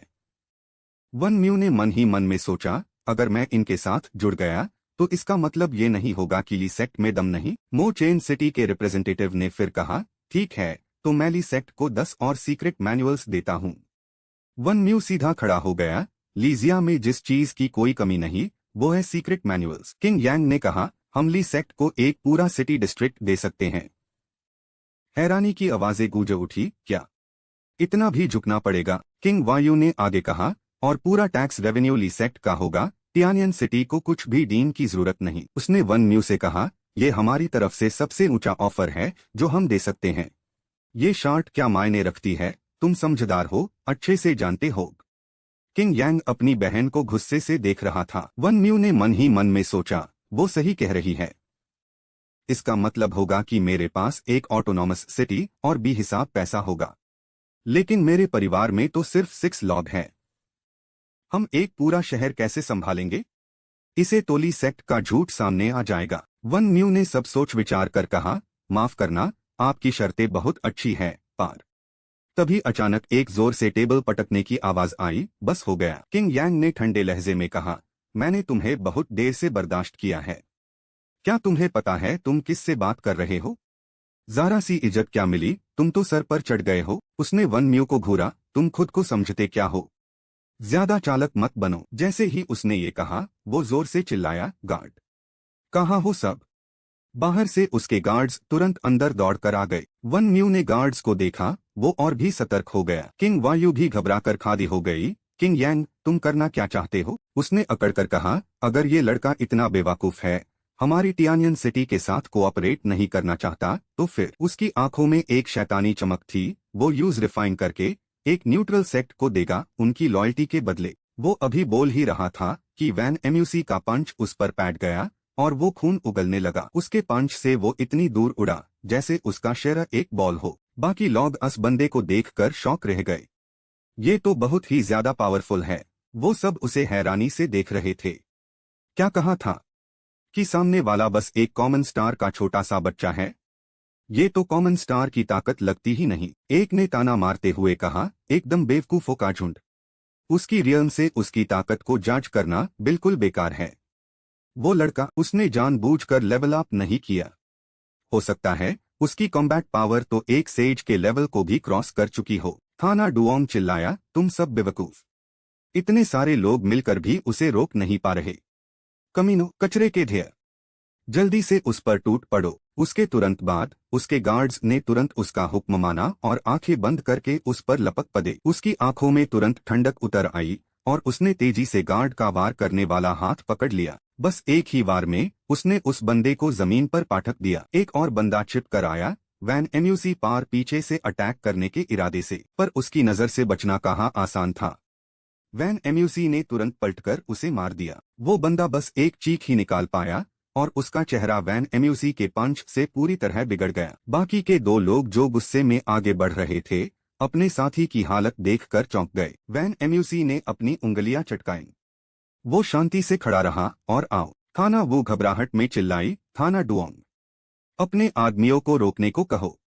किसने इजाजत दी तुम्हें ऐसा करने की? वो जोर से बोली, तुम सब यहाँ बैठे क्या कर रहे हो? जाओ जल्दी उन्हें रोको। एल्डर ने शांति से कहा, क्या जल्दी है? अगर वो हमारी शर्तों को इतना बेकार समझता है। ये कहते ही उनके चेहरे पर एक अजीब मुस्कान आ गई। मैं देखना चाहता हूँ कि आखिर उसमें कितना दम है। थाना, वो ये सुनकर थोड़ी अनकंफर्टेबल हो गई, पर शायद उनकी बात में उसे सच्चाई लगी इसलिए वो चुप हो गई। थाना डुओंग गुस्से में आग बबूला होकर चिल्लाया, एकदम निकम्मे हो तुम सब। साफ दिख रहा है कि तुम में से सबसे कमजोर भी ब्लैक स्टार है, फिर भी एक कॉमन स्टार को कंट्रोल नहीं कर पा रहे। लगता है तुम सब अब काम नहीं करना चाहते। वो अभी गाली दे ही रहा था कि उसके आदमी फिर से उस पर लपक पड़े और थाना डुओंग हक्का बक्का रह गया। उसकी आंखें हैरा रह गई और अल्फाज उसके गले में ही फैंस गए। वैन एम्यूसी का चेहरा गुस्से से भर गया। उसने थोड़ी चिढ़ के थाना डुओंग की तरफ देखा, अब तुम्हारी बारी है। वो डर के पीछे हटने लगा, रुको, मैंने कहा रुको, सुनाई नहीं देता क्या? थाना डुओंग घबराहट में जमीन पर गिर पड़ा, यहाँ मत आओ, जानते हो मैं कौन हूँ? मेन सिटी लॉर्ड का बेटा हूँ। उसकी मुट्ठी से निकलने वाली पावर देखकर थाना वो अंदर ही अंदर चौंक गई। ये तो लाइटनिंग एट्रीब्यूट की मिस्टेरियस पावर है। उसके पास ये कैसे? फाइटिंग अरीना में तो वो कॉमन मिस्टेरियस पावर यूज कर रहा था। उसने तुरंत पर्दा हटा दिया और सीधा उसकी तरफ भागा। थाना डुओंग डर के मारे दरवाजे से चिपक गया और वैन एम्यूसी रुकने के मूड में नहीं। उसके पास ये कैसे? फाइटिंग अरीना में तो वो कॉमन मिस्टेरियस पावर यूज कर रहा था। उसने तुरंत पर्दा हटा दिया और सीधा उसकी तरफ भागा। थाना डुओंग डर के मारे दरवाजे से चिपक गया और वैन एम्यूसी रुकने के मूड में नहीं।